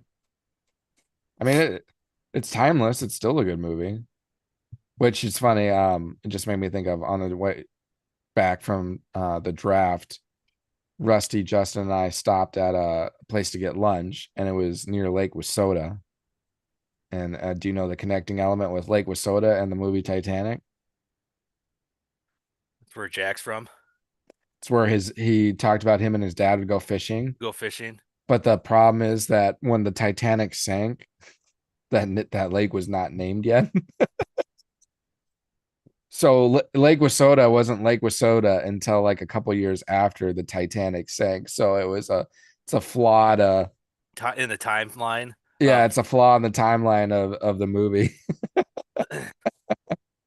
no, you can't fool me. I think I'd seen that movie way too much when I was younger. And I always like that I always liked that fascination when he would tell what's her name, how he was from Wisconsin. And Yeah, that reminds me now, yeah, he talked about the lake and how he'd go fishing. I was like, damn it, what why can't a movie ever say Minnesota? Why Minnesota. is it gotta be Wisconsin? Yeah. Win. I was over here, L. No, Minnesota's great. They just struggle with their sports, but Hey, you chose to live here.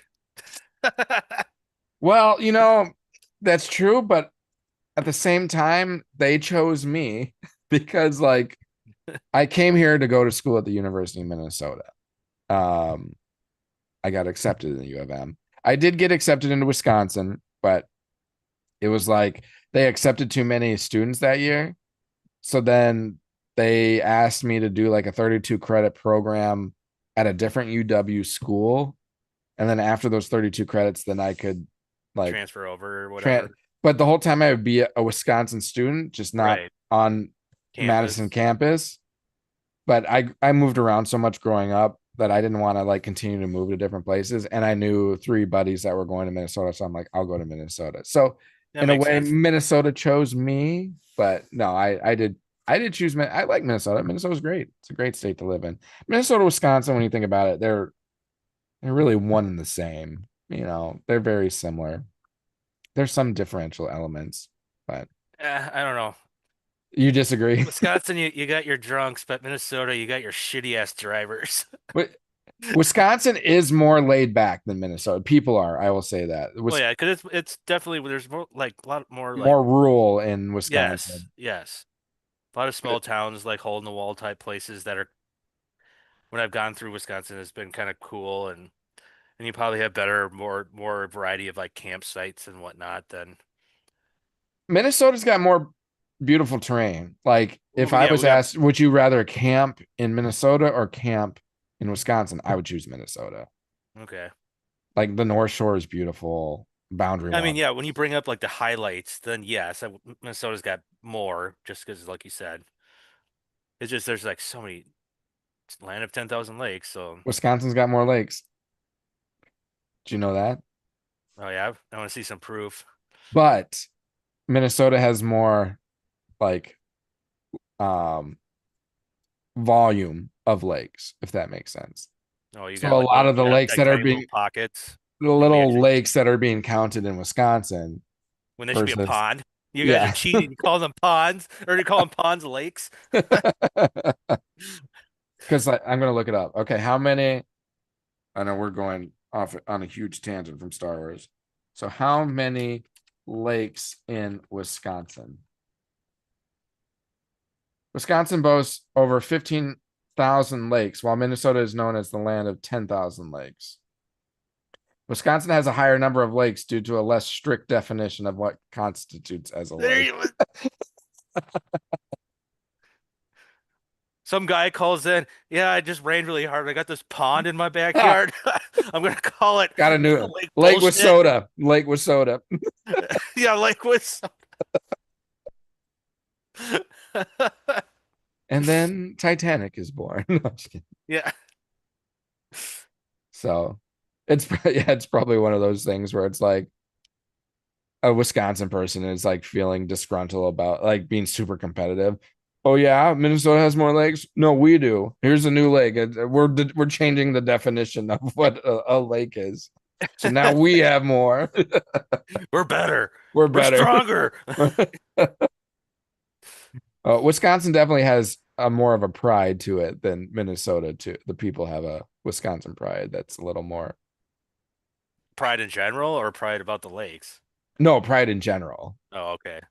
Which a lot of time I'm not saying people from Wisconsin are arrogant, but with pride usually comes a little bit of arrogance. So there might be a little more arrogance in Wisconsin than Minnesota. Now, I'm this is coming from a Wisconsinite. I'm saying that Wisconsinites tend to be a little more arrogant than Minnesotans, but But hey, I gotta say, like, Minnesotans tend to be a little more uptight versus Wisconsinites. yeah, I can see that. That's been Um, my interpretation. I mean, getting to know like between like you and Clay and other like Wisconsinites, you guys are pretty chill overall, though. You guys, I went to school in St. Cloud with, you can imagine, Wisconsinites, and they Yeah. were very, very just a little over the top, Yeah. and they would try to like create an argument, and I'm like, dude, I don't care anymore. Why? Like, you're my buddy, but just because I love Minnesota and you love Wisconsin, just agree to disagree. Like, Like I said, they, Wisconsins are a little more prideful. I know, and I was like, it's like they won't. I had a few roommates that like would not shut up until I agreed they were better, and especially like having a fun night, a couple drinks, and it's just like, what is this going to turn into a fist fight? Like, this is not worth it. Like, just let it go. And they just won't. And especially, I was in St. Cloud when the Packers won the Super Bowl. Mm. Oh God, my one roommate would not shut up. Oh, the Vikings suck. Look what we got. And he went and got like a Greg Jennings, uh, Vikings like cardboard cutout or no, or Sure. Packer Packers. cutout. And I think it was like a sponsorship, and he was like holding like I don't know some cereal thing and like the cardboard cutout. It was like an advertisement thing, and he was like he'd always like because we were like living in like cross dorms, he'd always bring it into like my room and set it up. And I was like, what are you trolling me for? Like, okay, you won the Super Bowl, good for you. And then I think it was that summer, Greg Jennings left and came to Minnesota. No, he played on the Packers after the Super Bowl. Like how many seasons? Like it had to be just like one. Because he had that cardboard cutout when we were still in St. Cloud, like the following year or two. And when the signing happened, he tore that thing in half and Oh, like threw it. really? He tore it in half and threw it in my room. It's like, okay, why I got to deal with your garbage? Yeah, so the Packers won the Super Bowl in the 2010 to 2011 season. He was a Packer from 2006 to 2012. Okay, so it had to be So 2 2010 years later. to 11, So 12. Yeah, not the following season, but the season after he signed with the Vikings. he went to the Vikings. And that's when because he kept holding that in his bedroom. He kept pointing at it every time I like hang out with him. And I was like, screw you, I don't care. And then when it finally happened, he got so mad because like just the fact that a Packer signed with a Viking. Yeah, he's like, Just I like got I to get know rid of some this. people were pissed when Aaron Jones signed with the Vikings, but it's like, well, you guys let him go. Like, Right. I forgot. Greg Jennings played on the Dolphins for a year. I totally forgot about that. Was that towards like the end of his career? Yeah, it was his. So he was on the Packers from 2006 to 2012, on the Vikings from 2013 through 2014. So one season. He was only on the Vikings 1 year. That sounds right. We might have signed him for two. We might have signed Well, him for. We might have had him for 2 years or signed him for 2 years, but we traded him possibly. but it was probably 2 years because you only hit the next year if you go into the second round of the playoffs. So if the Vikings didn't make it the year 2014, then they wouldn't have gone into. Okay, so he was probably on them for 2 years. That sounds about right. Yeah. Yep. In the end, I heard though after I don't know if he's still here, but after his career ended, he came back and he stayed in Minnesota. That's probably true And I because he was think only though, 1 year in Miami, so probably come back to his previous residence. yeah, because I think his family and kids were in school and something about he did like it here. And then he'd show up on K-Fan quite often. I can't remember if he still does that every once in a while or not, but Well, and I know that he wanted out of Green Bay because he wanted more targets from Aaron Rodgers. oh, So there's like a then I think dispute. that yeah, so I think he like from that ended up not liking Green Bay and so probably didn't want to move back to Wisconsin or anything. The whole Stefan Diggs thing, Yeah, something along those being a little lines. diva. I don't get the Oh yeah. ball enough. Well, Yeah, Greg Jennings was a diva, that's for sure. well, he didn't succeed coming here to Minnesota because we didn't have we didn't even have a quarterback. Oh yeah. Matt Castle, I think the first year, and then eventually Christian Might have been Ponder. Christian Ponder. Like, Yeah. I bet he had fun with that. Yeah, it's like, okay, you want more targets. You're getting upset at Aaron Rodgers for wanting more targets, so then you're gonna go to like Matt Castle and And Christian Christian Ponder, Ponder. Okay, Greg Jennings. But I mean, he did well for you guys, didn't he? because he was the only one we could throw to. It was either him or Kyle Rudolph. Literally, 804, 804 yards, 4 touchdowns, and 742 yards, 6 touchdowns. So not that's bad, that's that's very reasonable. meh. That's like wide But receiver two. considering those quarterbacks, that's probably pretty decent. Yeah, yeah, true. But anyways, we've probably gone way off the rails with um so I will wrap it up. But any final things you want to speak to as it relates to Andor or anything on the subject?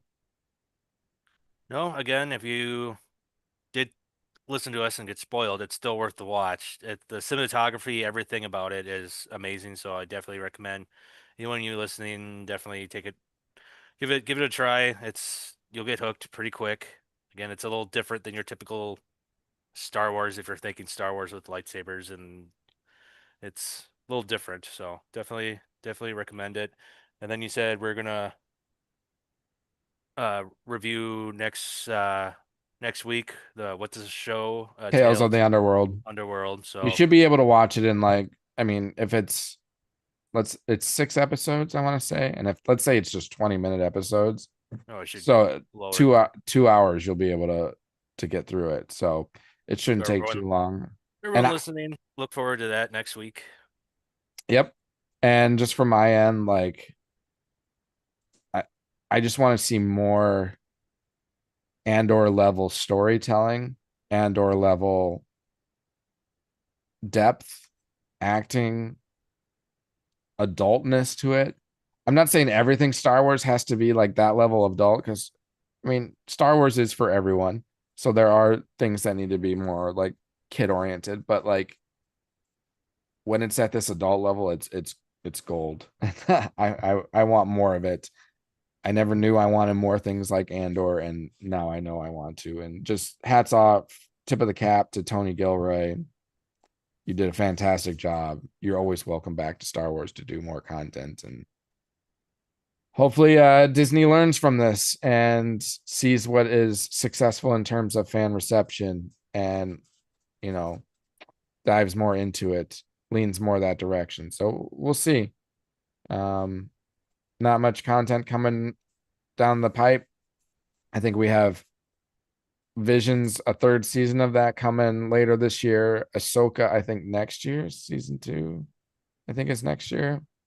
And then the Mandalorian movie is coming out next year as well. So those are the things that are coming up. We got a little time, but definitely still plenty of things to talk about as it relates to Star Wars. So again, if you're listening to us, hit that subscribe button, like, comment, follow, all the above. We greatly appreciate it.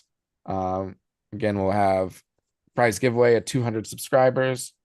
And then, as mentioned before, we'll also have another one at 500. And I know what the handout prize is going to be, and it is going to be worth your money to do it. So we've teased some things on the show about what it could be. But you're going to want to win it. So subscribe to us, be public. And yeah, we look forward to coming back next week talking Tales of the Underworld and many other things. So have a great rest of your day. Have a great rest of your evening or whatever time it is. I mean, it's 12:39 for us right now, way past my bedtime. And I got to go in the office tomorrow. So again, that's why we're wrapping up. But yeah, have a good rest of your day. Until next time, as always, may the force be with you.